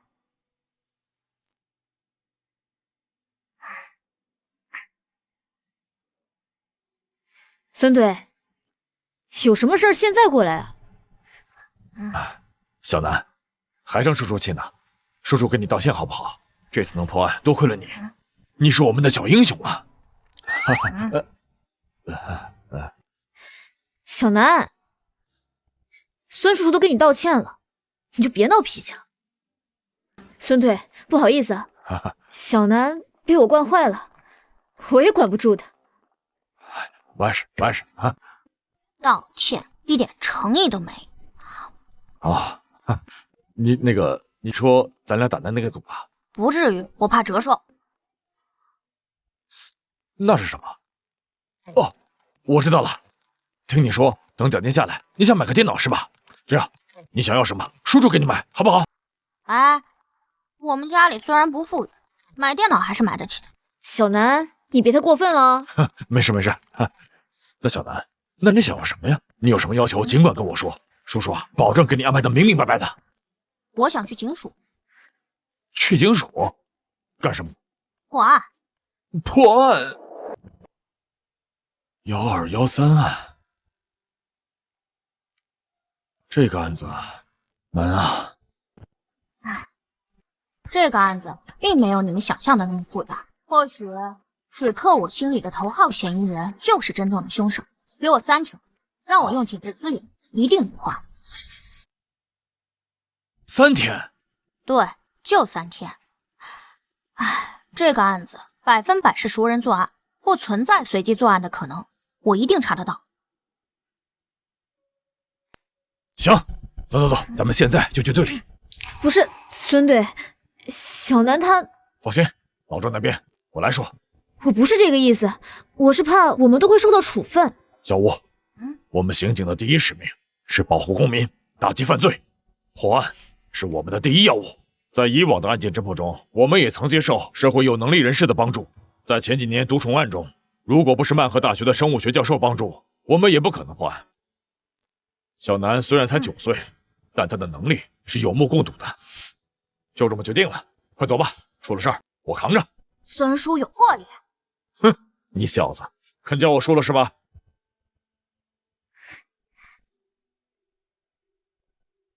小南，这是目前所有的侦办档案，你看还需要什么？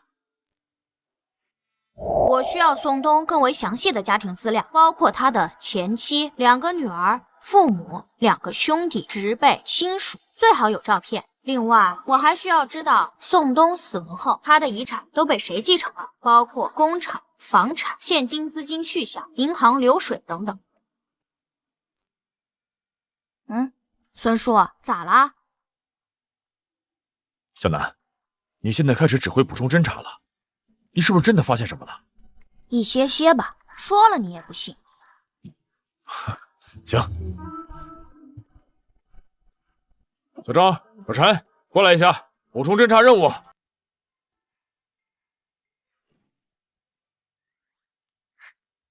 小南，你发现了什么？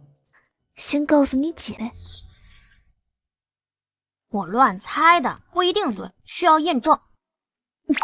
你什么都不知道，就敢指挥这个指挥那个的，这里可是警署，是不你孙叔给你点好礼，你都不知道自己是谁了。哎呀，不要说的那么难听嘛！放心，我绝对不会让孙叔挨处分的。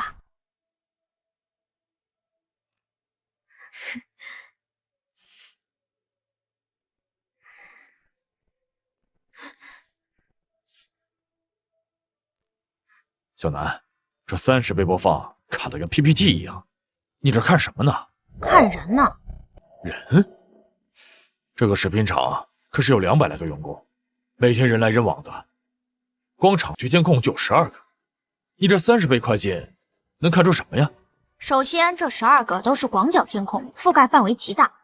按照正常人的步行速度，出现在监控里后，半分钟内走不出去，所以我不会错过每一个出现在监控里的任何人。其次，我是神童嘛，我都记得住。哼，哈哈。可是这个案子，我们派了3个人，将案发前7天的所有监控完完整整的看了一遍，并没有发现嫌犯的任何线索。我找到了。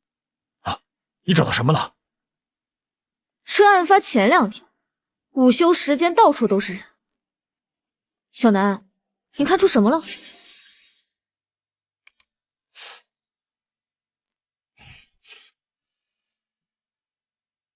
老钱，有事吗？出来说。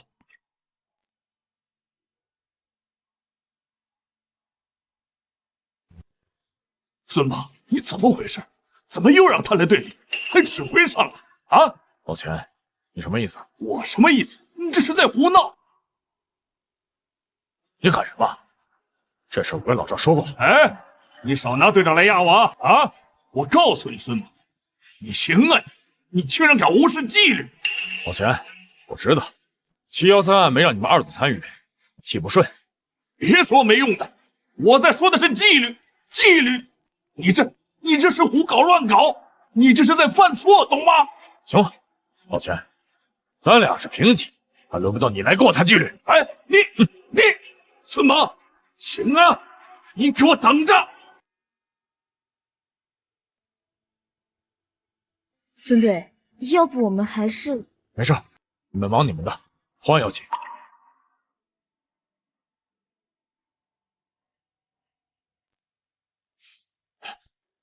署长，国刚，什么事这么着急啊？我听小王说你来了一上午了。署长，我要举报孙猛和赵成龙以权谋私，简直是胡搞乱搞。国刚，小点声，注意影响，慢慢说。署长，现在重启1213案的调查，孙猛不知道出去走访找线索，反而又把吴心言那个弟弟找来了。现在整个专案一组被一个孩子指挥的团团转，这难道不是乱搞吗？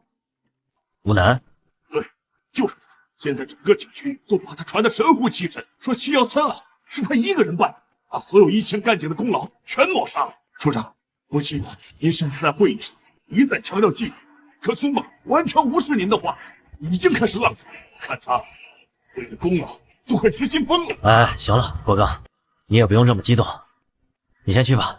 这件事儿啊，我会处理的。哎，去吧去吧。是。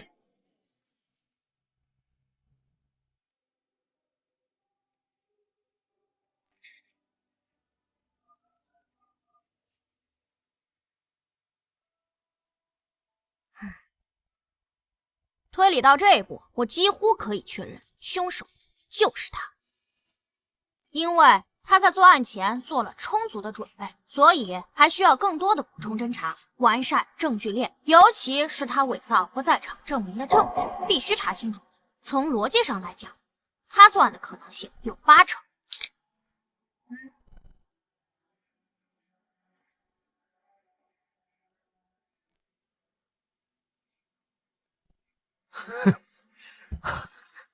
真的神了啊！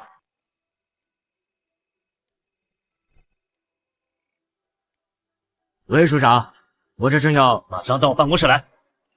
是。老赵，你这不是瞎胡闹吗？署长，气大伤身，是不是那个钱国刚来过了？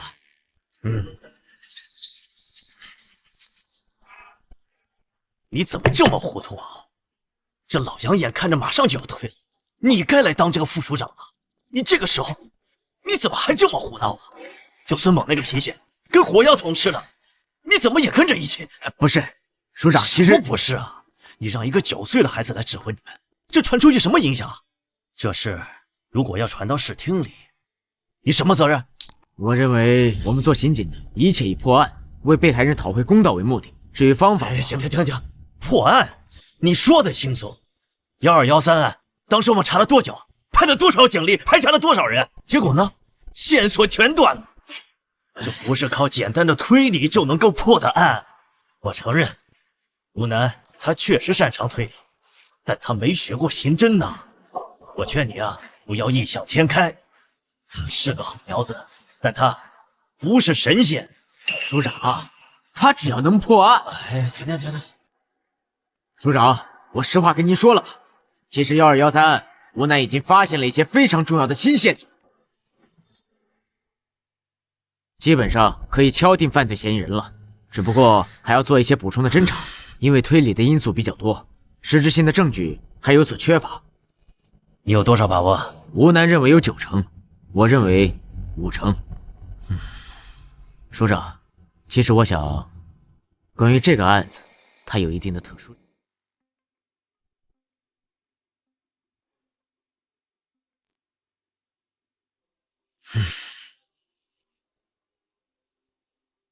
老赵，我再劝你一句，这件事无异于赌上你的仕途。如果案子破了，你就是副署长；如果案子没破，这么乱搞，你知道后果，你要考虑清楚啊。署长，我明白，我都考虑清楚了。破案要紧。行，去吧，有问题及时向我汇报。是。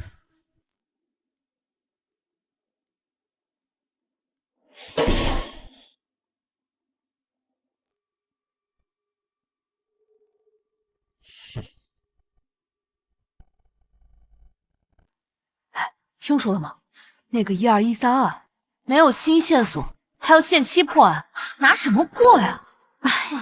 我需要嫌疑人案发后到现在的资产变化，我还需要他的通讯记录、各大软件聊天记录，以及嫌疑人更加详细的背景资料、人际关系，主要是他弟弟的资料，全部都有。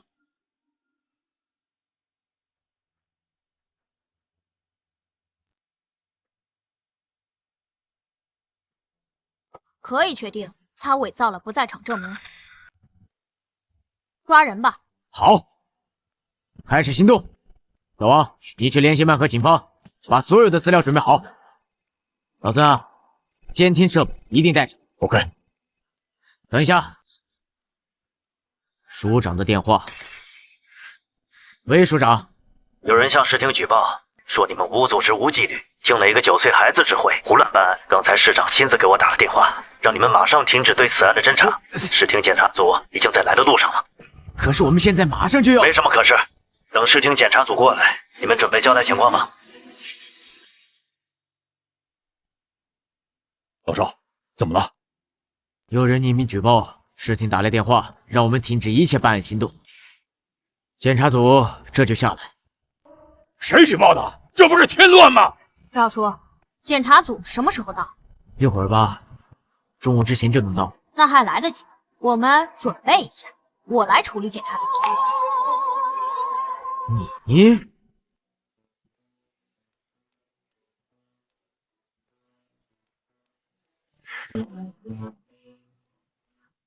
老楚啊，你说说你是怎么搞的呀？啊，咱们市今年工作的重点就在刑侦方面，你到底……何市长，其实这件事，也不是。来，咱们进去说吧。你看看这干什么呢？简直是无组织无纪律！赵成龙呢？你马上把他给我叫过来。是，我马上把他叫过来向您汇报。您先，请。起立，起立！市长好。好，大家好啊，都请坐啊。这是怎么回事啊？你们等一下。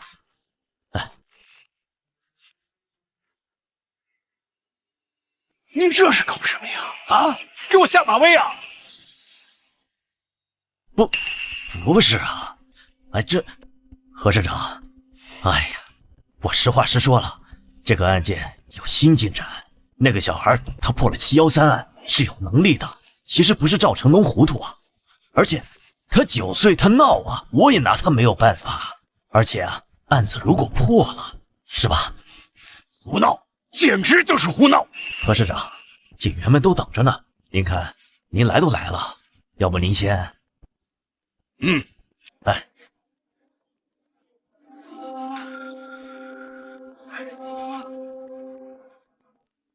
老赵，你出来一下。是。市长，小赵啊，你是怎么回事啊？市长，其实1213案我们已经有了突破性的进展，可以马上向您汇报。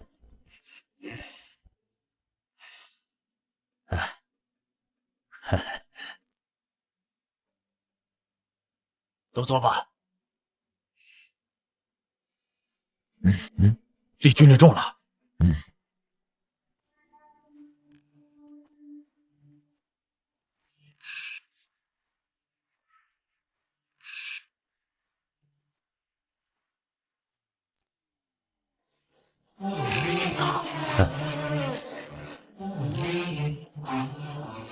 还迟啊！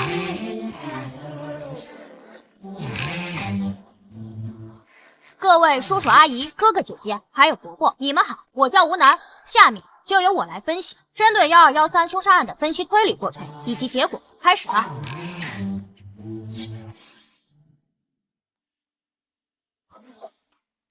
从这一点，大家请看，这是1213案死者宋东的人脉关系。被害人宋东，男，51岁，郊区新力食品厂老板。去年12月13日被人勒死在自己的办公室，后有保安发现其尸体。根据警方的前期调查，已经排除了数10名嫌疑人以及3名重点嫌疑人。因此，我重新分析了宋东的人脉关系、家庭情况。从我们最初的掌握情况来看，宋东的死亡无非是仇杀、情杀，或者是因为钱。熟人作案的可能性高达90%以上，但不排除雇凶杀人的可能性。有道理啊，说的有道理，说的有道理。但对我个人，再结合实际情况，宋东的死必然是熟人作案，并无故凶杀人的可能。因此，我将侦查重点放在……小朋友，打断你一下啊。您说，1213案件是去年年末的头号重案，我也看过卷宗。据我所知啊，被害人宋东，他是本市知名的企业家，他的社会关系极为复杂。被害之前，他有多重关系在身。那我要问你是基于什么样的理由或者是线索，直接将雇凶杀人的可能性给排除了呢？凶手作案的方式很复杂。复杂吗？很复杂。请你详细说说。我之后会说到，请您不要打断我的汇报流程。吴楠，这位是何时的？注意你的态度。坐下。你继续说。宋东因家暴等原因13年前离异，前妻冯冬梅带走了2个女儿。宋东与女儿的关系非常冷淡，直到4年前，前妻冯冬梅去世，宋东与女儿的联络渐多，关系逐渐缓和。在我初次看完卷宗时，我个人认为宋东的死是因为钱的可能性最大。首先要怀疑对象是财务主管傅娇娇，她是宋东的姘头，并在宋东死亡后参与了遗产争夺战。但我很快又排除对傅娇娇的怀疑，因为经过分析，我发现活着的宋东比死亡的宋东对傅娇娇的好处更大。事实也确实如此，傅娇娇还没嫁给宋东，打官司也没拿到任何遗产。因此，我转移了分析重心，将注意力放在了宋东的家庭上。他有2个关系不怎么好的女儿，看图，大女儿宋茜，女，27岁，4年前结婚，丈夫苟洪涛。在宋东死亡前，2人定居于曼河市，开设了一家很有规模的连锁快餐店，育有1女，已经1岁。二女儿宋阳，女，25岁，2年前结婚，丈夫张科。在宋东死亡前，夫妻2人也是定居于曼河市，都在外企上班，未生育。我记得刑侦上有一句名言，叫做大胆假设，小心求证。宋东的死跟他2个女儿有直接关系。其实我也怀疑其他人，并做了补充侦查，但那些已经不是重点，暂且不说。我就说我为什么怀疑他们。你这个假设不算大胆吧？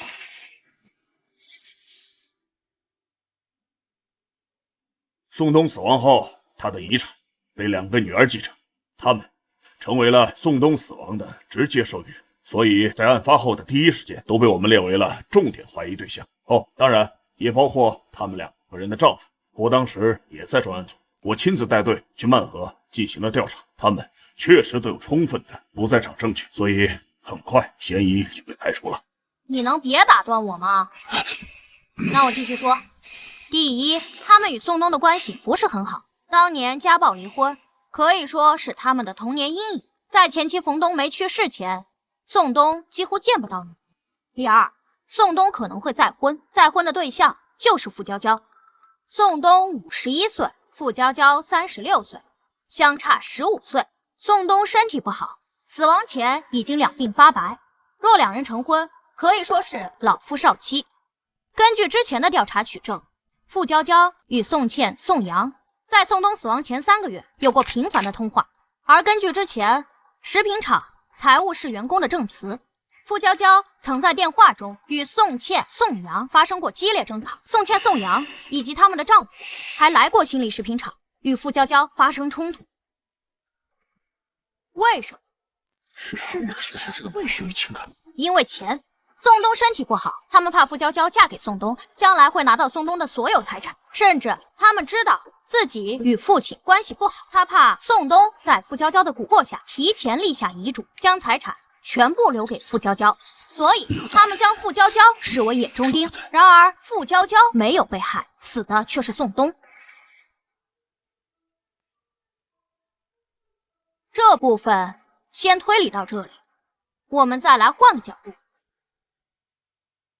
请看，这是新力食品厂12个厂区监控，每一个监控都覆盖大量厂区范围，只在厂房后、办公楼后存在监控死角。所以，我认为杀害宋冬的是熟人，才能对新力食品厂熟悉，所以才能在作案前后完全避开厂区监控。宋冬死亡时间是在夜里9点10分左右，凶手是从后窗翻入办公室，从后用绳子勒死了宋冬，又翻窗离开。那么，疑问出现了：凶手是如何打开窗户的？这很重要。怎么打开？当然，可能就是宋冬忘了关窗户。但去年12月，京城早已降温，全天气温维持在12度到17度之间。而警察接到报案，赶到现场时，空调制热是开着的。那么，也就是说，宋冬不应该开窗户。另外，宋冬办公室的窗户是平开式，并非横拉式。此类窗户还有气密胶条，在关闭时，如果不反锁锁好，窗户会弹开缝隙，很难关严。而在正常人使用的情况下来说，关窗户时一定会随手锁上。以上，我有充足的理由判断，被害人宋冬在死亡前理应是在屋内吹着空调。而窗户属于内部上锁状态，而根据现场勘查，窗户已经打开状态，且并未破坏，这就很奇怪了。凶手既然是翻窗进，作案后又翻窗离开，那么凶手一开始是如何在外面打开窗户的？是啊，这个问题。是啊，怎么进来的？这真的很重要。刚刚这位伯伯问我，为什么直接排除雇凶杀人案？凶手作案看似简单，实际上却做了许多准备。凶手需要潜入一个满是24小时的监控工厂，打开那一扇根本不可能打开的窗户，在作案后全身而退。从作案风险、从复杂性来说，这不符合一个被雇佣亡命徒的作案特征。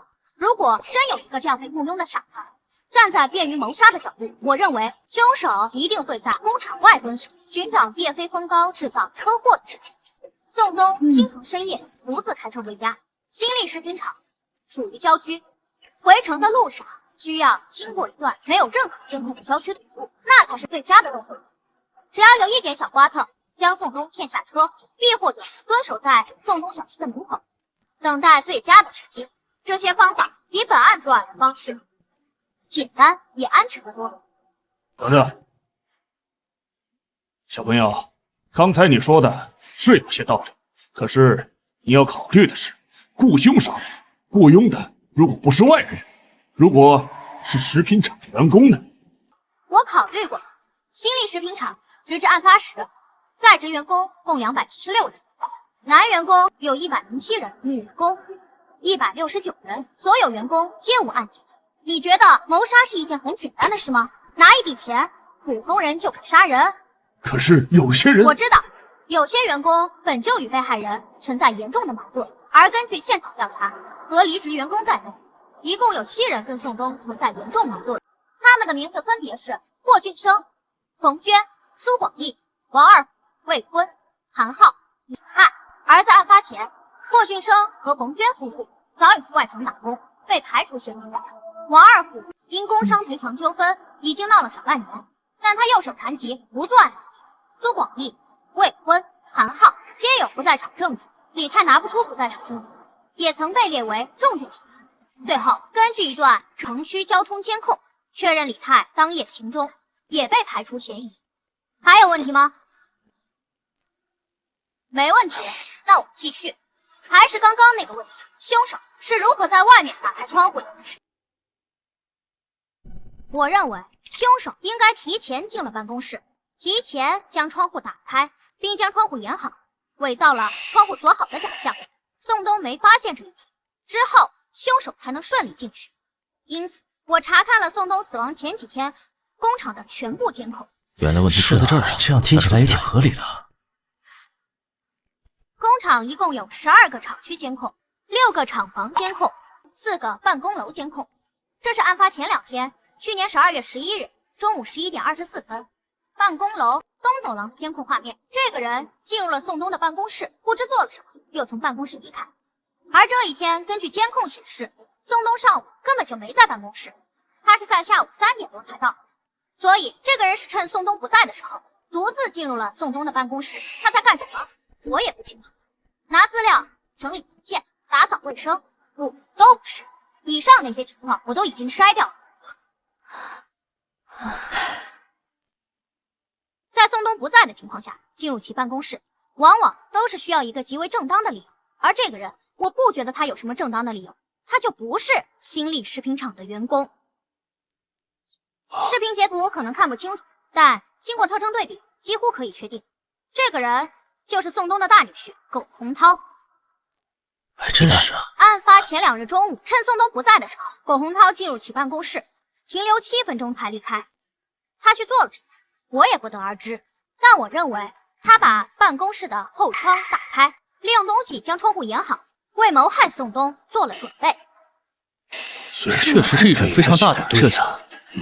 很异想天开，对吧？我为什么要这么说？但是，小朋友，不好意思啊，我再打断你一下。您说，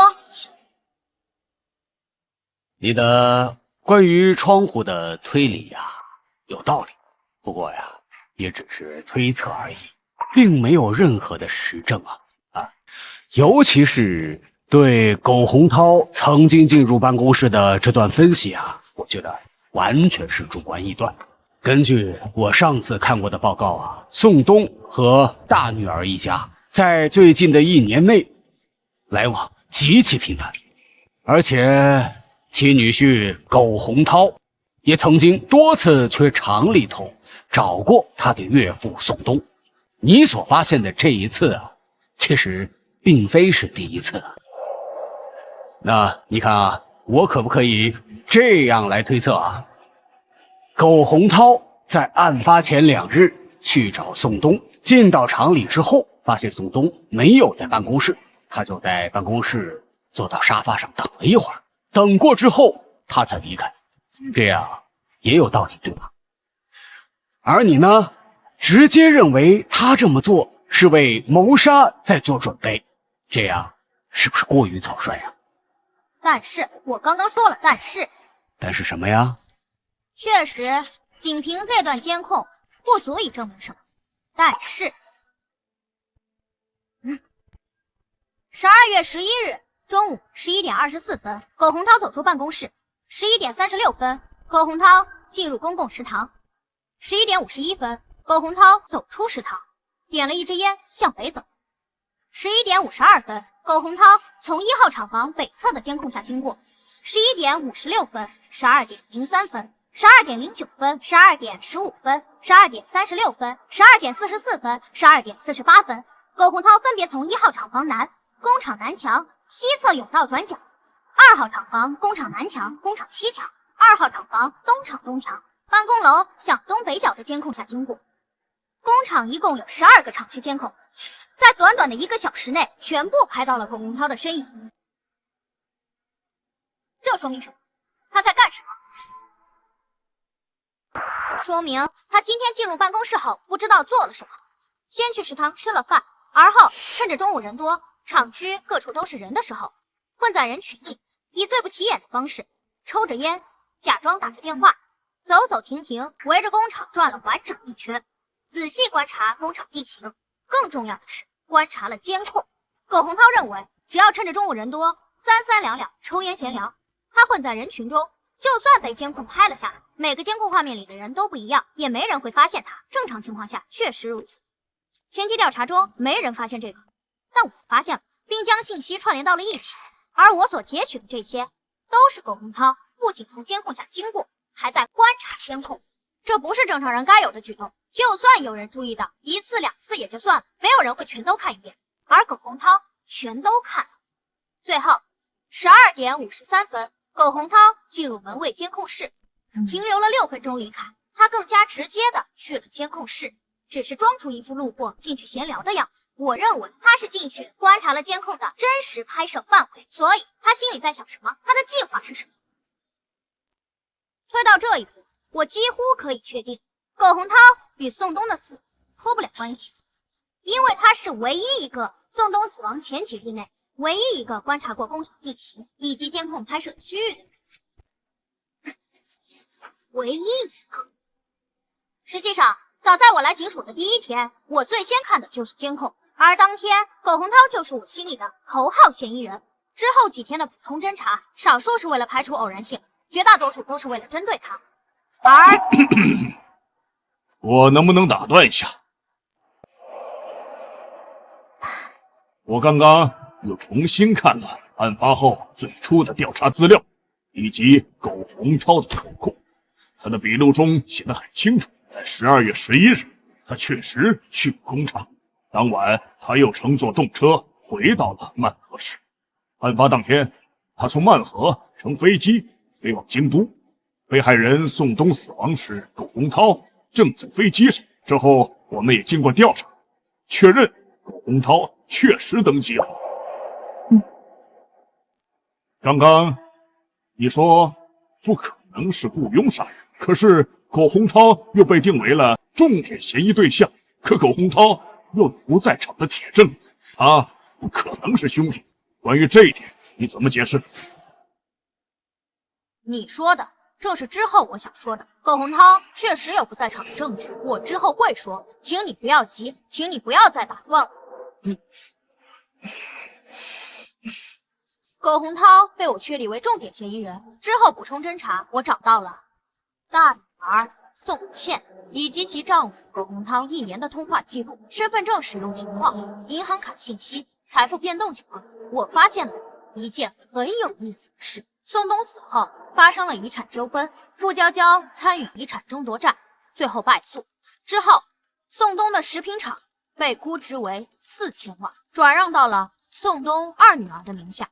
而大女儿宋茜得到了宋冬在各地的5套房产、3辆车，全部现金以及一些其他财产。宋冬有2套房产，皆在首府京都，售价极为昂贵，5套房产总价近3000万，可以说是宋冬的2个女儿平分了宋冬的全部遗产。而在今年4月初、4月末、5月初、6月中，宋茜分别向同一账户打款500万、600万、500万、200万，合计打款1800万。而这转账账户持有人名为苟洪波。苟洪波，苟洪波，苟洪涛，这个名字从未出现在原本的调查档案中，但他是谁，大家应该很好判断。苟洪波，苟洪涛，他就是苟洪涛小1岁的亲弟弟。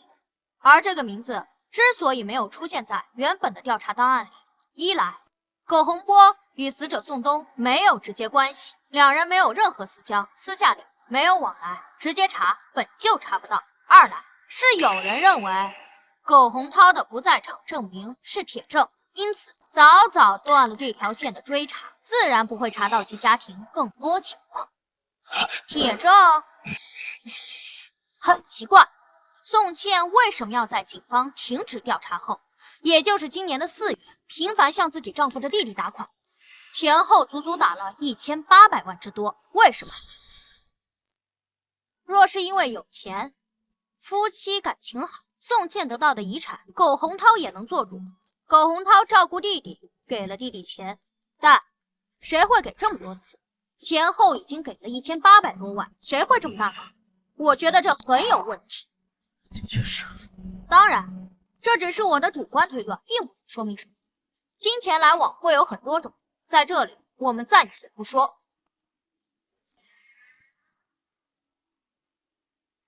我们再来说苟洪涛，他是我心中的头号嫌疑人。他在案发前的种种举动太反常，我们就先假设他就是杀害宋东的凶手。那么出现一个核心问题：苟洪涛的作案动机是什么？这是上来动机什么呀？凶杀案最重要的就是杀人动机，这是一切前提的开始。苟洪涛，男，30岁，曼河本地人，是个拆二代。22岁大学毕业后，曾换过多份工作。24时认识了现任妻子宋茜。4年前，26岁的苟洪涛与宋茜结婚，两人共同经营快餐店。去年的4月，宋茜为苟洪涛生下一个女儿。值得一提的是，被害人宋东却没有参加女儿的婚礼，他没有收到邀请。直至前妻冯冬梅去世后，宋东听说主动联络了女儿，双方关系才逐渐缓和。苟洪涛的作案动机是什么？如果是怕付娇娇强夺财产，死的也应该是付娇娇，而不是宋东。而且之前也提到了，宋东身体不好，何必铤而走险，谋杀一个活不了几年的人，就是为了等几年本就能拿到的财产，这是很不合算的。所以苟洪涛的作案动机是什么？这一点明明在早期调查中就应该发现，可是因为某人认为苟洪涛的不在场证明是铁证，所以直接收队，不再追查这一条线，以至于错过。不过所幸我们在补充侦查时有所发现。汉堡店真是汉堡跟这有什么关系？你怎么看这个酒啊？证据链的确很齐全。可是这也太牵强。在我来到警署的第2天，孙叔便带人去了曼河进行秘密走访调查，直到昨天下午才回来。他为我找到了答案。6年前，苟洪涛开了一家名为汉乐堡炸鸡快餐的快餐店。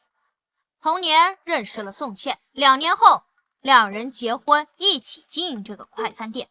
3年前，快餐店开展连锁经营，直至2年前，快餐店扩大到5家店经营。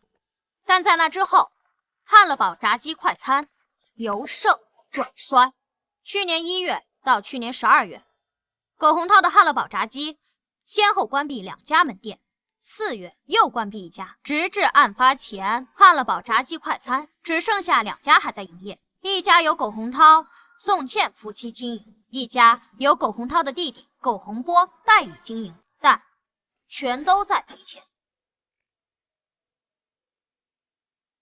去年1月到去年11月，苟洪涛夫妇的财产急剧缩水，2家店的店租、快餐材料成本、水电、人工开支等等，每月高达14万，其中店租就要有7万。苟洪涛与宋茜入不敷出，而两人的负债高峰是在去年的6月，高达57万。去年6月，宋茜收到一笔打款60万，这笔打款正是宋茜的父亲，本案死者宋东。父亲帮女儿，理所当然，这笔钱暂时解决了宋茜和苟洪涛的财政危机。但还清欠款后，两人手里依旧没多少钱，甚至连一家店1个月的租金都付不起。去年7月末，宋东再次送20万。去年8月末，宋东又一次给宋茜打款20万。3次打款，合计打款100万。但在那之后，宋东再没给过宋茜钱，他很显然不想为女婿填那个救婆的无底洞。去年11月末，苟洪涛2家店先后停业，房东封店，并扣留所有的桌椅摆设、厨房设备，并追讨房租。12月13日，宋东被杀。我认为，假如杀死宋东的是他的女婿苟洪涛，那么苟洪涛的作案动机就是因为钱。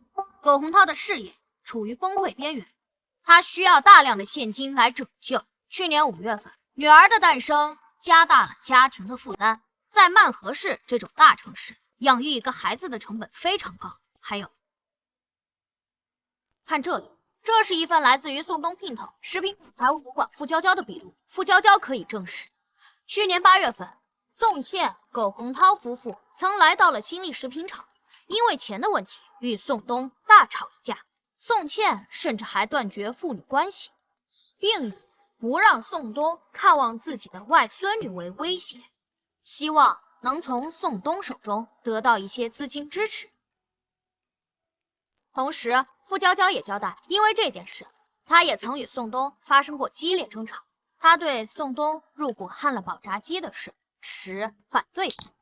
是的，傅娇娇不了解宋茜、苟洪涛的财务状况，甚至以为夫妇俩是冲着自己来的，让宋东对汉乐宝炸鸡店入股，扩大经营，不过是借口，是为了转移宋东的财产，防着自己罢了。但有一点可以明确，宋东、傅娇娇、宋茜、苟洪涛夫妇三方曾发生过激烈的争吵，核心问题只有一个：钱。综上所述，宋茜与苟洪涛夫妇有足够的动机来谋害宋东，他们需要马上得到宋东的所有财产来拯救自己的人生，甚至整个计划的制定者不是苟洪涛，而是宋茜。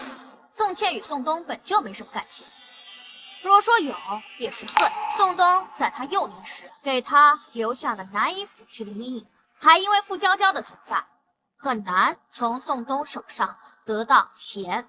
多重因素作用下，才有了这次凶杀案。这是一件惨绝人寰、有违人伦、性质极其恶劣的事故。当然，以上皆是基于目前线索的推理结果，但我认为这就是真相。宋茜与苟洪涛本就是幕后元凶，由此产生了一个新的疑问。你一直在回避一个问题。什么问题？明知故问。都说了，苟洪涛具有不在场的铁证，案发时他正在飞机上，他怎么杀？为什么？不具备雇凶杀人的可能，也是你说的。让你解释，你倒是解释啊！哎，我说老钱，你什么意思啊？你能不能让小南把话说完？你老打断他，你要干什么？你什么意思？谁家案件进展汇报不让提问了啊？有问题不让提了？哼！何况这小子刚才的推理出现了这么大的漏洞。他前面说的热子亲人有不在场的证明，他不解释，这一点过不了，一切推理都不成立。老赵，我说你也是老刑警，就这还护着你？他9岁。你也9岁吗？他说了不解释了，不是说让你等等吗？你着什么急呀？哦，就是因为宋茜夫妇的案子是你说不要继续查了，现在查出问题来了，你不服气是？行，这里没有人怪你，不是你业务能力不强，只是怪犯罪嫌疑人太狡猾，行了吧？啊，你有种你再说。老赵，我哥，开会呢，你们俩吵什么呢？都给我坐下。唉，办案压力太大，他们也是为了破案。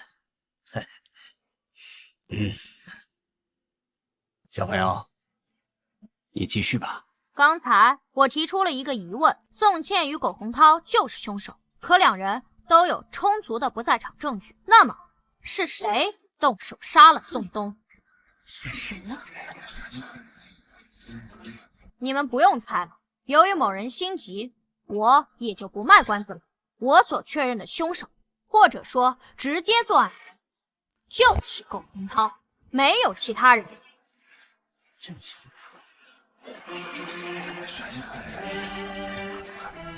哎，他不是有不在场证明吗？他怎么杀？其实最开始推理到这里，我也很疑惑。明明线索都指向了苟洪涛，可是苟洪涛在案发时都已经登机了，他不可能作案。那么是谁杀了他？如此反常的问题，会是我推断错了？不，我没错。你认识这个人吗？苟洪涛。错，他是苟洪波。这是苟洪波在户籍系统内的登记照片。其实我最先看到的不是这一张，而是我来警署的第一天，在网络上寻找一些可以用到的线索时发现的这张照片。这张照片来自于宋茜的社交网络，这是她与苟洪涛结婚当天的照片。注意，右侧3个伴郎中，中间那个，我们可以将人剪裁出来做进一步对比。像吧，苟洪涛、苟洪波并非孪生，苟洪涛要大1岁，可这对亲兄弟的容貌极其相似。我当时就有怀疑，案发当天登上飞机的真的是苟洪涛吗？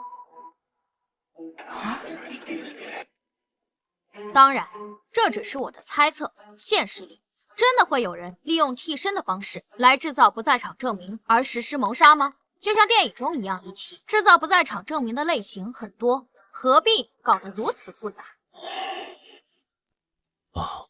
但是当所有人的线索和疑点都指向苟洪涛时，哪怕情况再离奇，都有可能是真相。而且我很快就想通了，苟洪涛为什么如此安排？那1800万很有可能是苟洪波想借谋杀之事对苟洪涛夫妇进行了敲诈。弟弟什么德行，这种潜在风险苟洪涛不可能没想到，但他依旧如此安排，为什么？因为苟洪涛要故意制造不在场的铁证。不在场证明的类型有很多种，但实际上绝大多数案件中的绝大多数嫌疑人，他们的不在场证明都是同一种类型，也就是人证。包括本案，案发是9点10分，已经排除了数10名嫌疑人，他们所提供的不在场证明多是同一种，也就是人证。配偶作证、男女朋友作证、朋友作证、舍友作证等等。对苟洪涛来讲，他大可以让宋茜给他作证，夫妻俩当时在一起做什么，最简单、直接有效，不会有第3人知道谋杀计划，更安全。还真是，只有夫妻之间的事情。苟洪涛为什么不这样做呢？因为人是会说谎的。尤其是夫妻关系，做不在场证明，在刑侦调查中效率偏弱。而结合本案案情，宋东死后，宋茜、苟洪涛夫妇是受益人之一，拿到了宋东的所有财产。如果只是这种不在场证明，警方绝对不会停止对2人的调查。而只要更深入对夫妻2人调查，就会发现2人糟糕的财产状况，急需一笔钱来拯救。而在那时，宋茜与苟洪涛2人刚好就拿到了财产。我认为苟洪涛一定是想到了这些，而很多问题是难以掩盖的，所以他计划制造不在场证明的铁证，目的就是让警方早早停止对他们夫妻2人的调查。事实确实如苟洪涛预估的那样发生了。专案组曾去曼河对夫妻2人进行调查，调查结果，案发时宋茜在家里照顾女儿，有保姆作证，而苟洪涛则在曼河飞京都的飞机上。专案组拿到了苟洪涛的登机记录与安检影像，至此终止了对夫妻2人的调查。这就是苟洪涛想要的结果。当然，以上种种也是我的大胆推测，还需要小心求证，需要找到2兄弟苟洪涛与苟洪波身份互换的证据。你找到了？我找到了。苟洪涛被我列为头号嫌疑人后，我们对近1年的通话记录、银行账单、身份证使用情况等进行了全面调查。我们还向通讯运营商申请苟洪波案发前后的手机定位信息，就是这份。以目前整个东南所用的通讯技术，还无法对每个用户进行实时精确定位，但早可以做到区域性定位。比如说，当有人来到冰城时，手机信号会被基站捕获，从而收到一条“冰城欢迎你”的短信。而这份文件足以证明，在去年的12月13日，案发当天以及次日，苟洪涛手机信号出现在冰城，直到案发第2天下午，才又在漫河出现。而这份文件足以证明，苟洪波的手机定位于去年的12月13日22点18分，手机信号出现在京都，而这个时间本该是苟洪涛抵达京都下飞机、手机开机的时间。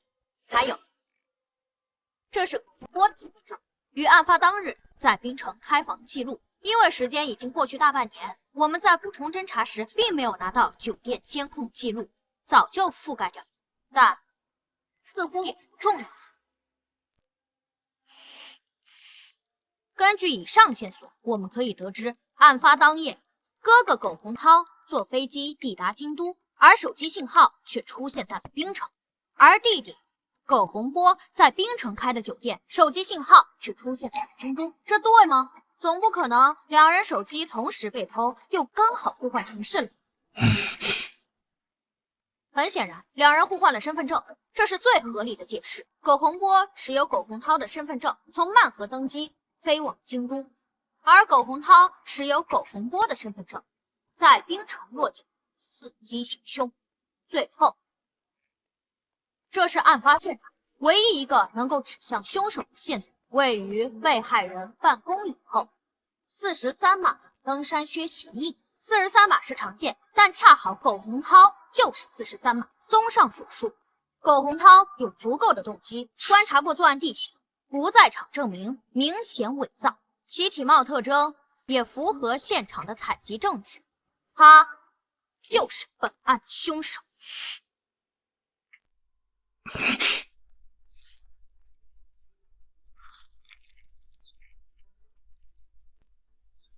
抓！小小天才，小小神头，厉害呀！好啊！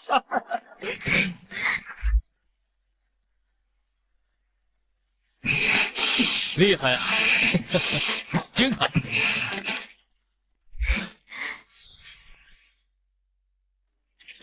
说得好啊！哦，对了。苟洪涛毕业于名牌大学，性格坚毅，事业心强，敢想敢干。而本案直接证据不多，审讯他的难度恐怕会很高。我建议将审讯重点放在不学无术的苟洪波身上。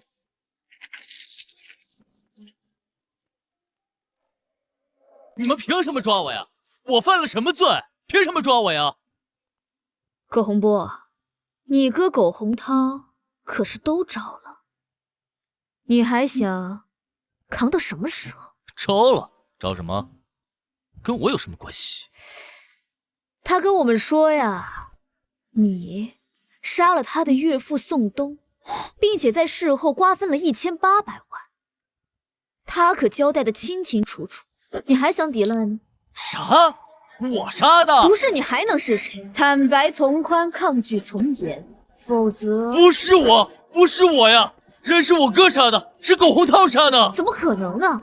他当时是在飞机上。是我在飞机上的，是我呀！哦，我交代，我全都交代。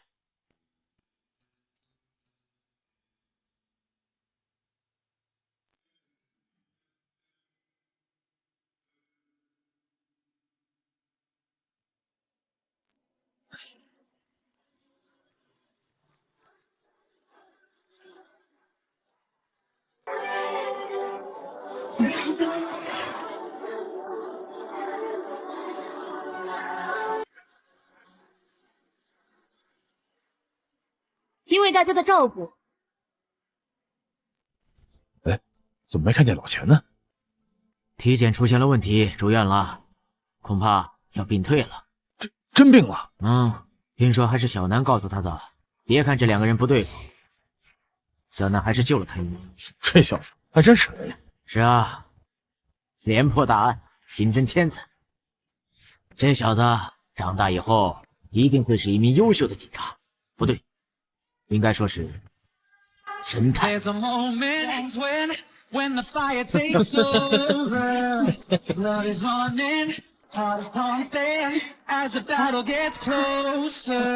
这么聪明呢？我们的小神探，好可爱呀！